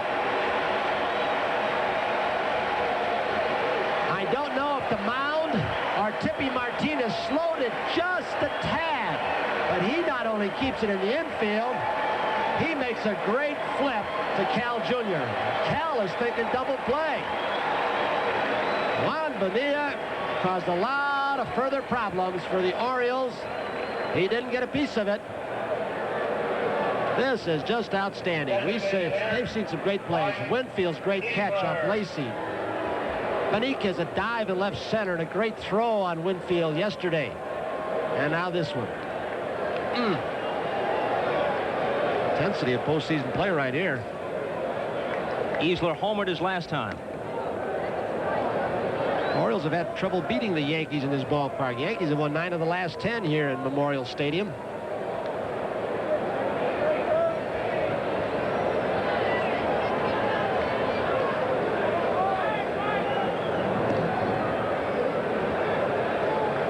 McGregor picked Weiniger off earlier. Well, Eddie Murray's so sneaky. He gives you that la-di-da when the guy's going home. He gets off the base too soon to protect the hole, and then he decoys you and he jumps behind you and they pick you off. Remember when Aurelio Rodriguez in the League Championship Series was with the White Sox and was relaying Eddie Murray's signs that he gave to all the infielders in bunt situations and pickoffs, and they had the Orioles confused a little bit. There goes Winfield. The pitch is high. Dempsey's throw. Got him. That was all Rick Dempsey. Looked like Winfield had a pretty good jump. The Oriole defense shines in the top of the ninth. Bonilla's diving stop and Dempsey's throw to erase Winfield. A 2-run lead for New York as we go to the bottom half. Winfield was guessing. Breaking ball down from Tippy Martinez. Rick Dempsey, the catcher, got a pitch high in the strike zone, and Dempsey uncorked it in a hurry. And a little piece of subtle strategy by Lou Piniella. He let Jim Dwyer get announced after Fisher went out and took his warm-up pitches. As soon as Earl Weaver had Dwyer officially in the ball game, here comes Rags. So Piniella and Weaver had to do it. But Pinella's reading that lineup card and knows that only Hudler from the right side is there, or Wiggins. It'll probably be Wiggins who will try and work Righetti for a walk, get on base and start something. So outstanding piece of managing by Piniella, forcing Weaver to waste a player. He didn't really force him. Earl had to do it. He had no choice. Because if he doesn't announce Dwyer, Fisher probably would have stayed in. Outstanding managing by Lou. And the player he wastes is perhaps baseball's hottest pinch hitter right now. Dwyer is in the middle of a 5-for-8 pinch hitting stretch with a couple of home runs, and he doesn't even get to swing the bat at all. Righetti struggled 5 or 6 appearances consecutively, threw the ball a lot better the last time out, and he said he likes to get out there as often as possible because he gets used to the mound. He gets in a rhythm. The more I pitch, even if you limit him to an inning or so, the more he likes it. A left-handed power pitcher with a good curveball and a slider. There are times where Rags will get the ball up there in the mid-90s. There's the curve.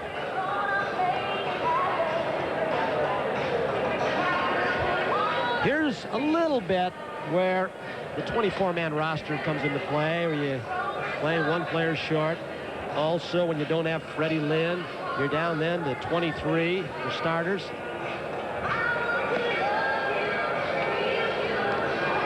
Well, California comes back with 2 in the bottom half, and now Sutton is in front in the bid for 300. Again, if you're just joining us, we go to Vin and Joe out in Anaheim as soon as this game is over. We're in the bottom of the ninth. The Yankees lead the Orioles 4-2, and now Righetti facing Wiggins. Wiggins brings an average of 281 to the plate, 320 from the right side, and he's been sizzling since early May, around 350 since that time. Righetti, despite the 15 saves, has had his off days and nights. He has let some leads slip away in the 8th and 9th. Paliarulo in close in case he bunts, and he shortened up and took a ball.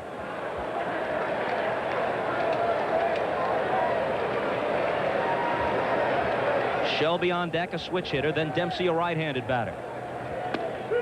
2-0.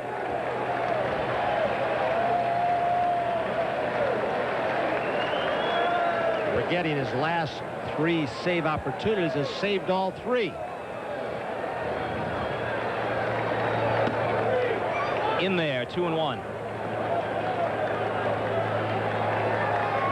Mr. Steinbrenner's watching you, Lou. At this point, you've made him proud. You managed a nice game. On the ground is short. Fischlin throws Wiggins out.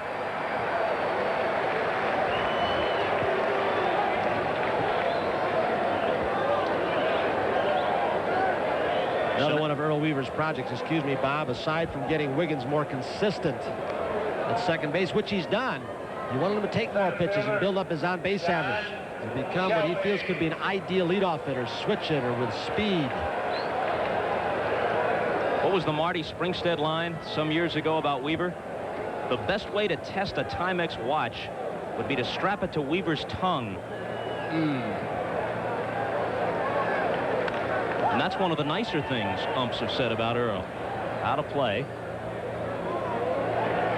You know, Weaver really, and people have thought differently, he probably is the most predictable manager because he does settle in and use percentages. On occasion, he will play a hunch. But really, with his cards, the master cards that he carries all over, he's got his own built-in computer. He was doing this stuff before they programmed it. Davey Johnson or Boros or Valentine. 1-1 to Shelby. Like he was saying before the ball game, he said, people are going to ask how I can start Juan Bonilla and lead him off when he's 1 for 9. Off Dennis Rasmussen. So that they don't figure, whoops. In the air to left, Griffey back. It won't make the track, and the Yankees are an out away. Piniella on the verge of unloading Earl Weaver's gun. We've got to pick an MVP, barring an Oriole miracle. Who do you think? I think Ricky. Single, 2 stolen bases in the first, came on to score. Home run in the 7th. That snapped the 2-all tie. So this week's NBC Miller Lite Player of the Game is Ricky Henderson. Miller Lite is happy to present a check for $1,000 in his name to the National Multiple Sclerosis Society. You play matchups in this game late in the ball game. You try and keep players in it. In this case, Piniella trying to keep those bottom 3 hitters against the left-hander Righetti. And he added that twist, waiting until Dwyer was announced. Which has always been Earl Weaver's secret with his veteran benches. Put players in positions where they feel comfortable and can produce, and they're very confident because the numbers are on their side over the long haul. 1-1 pitch. 2-1. The Red Sox have lost. Piniella could move to within 3.5 of the top, and the Red Sox come into Yankee Stadium Monday, Tuesday, and Wednesday for 3. Righetti's a strike away. Black band on the sleeves of the Yankees, their left sleeve for the late Roger Maris, of course, and the late all-time Yankee, Big Pete Shea. Clubhouse man.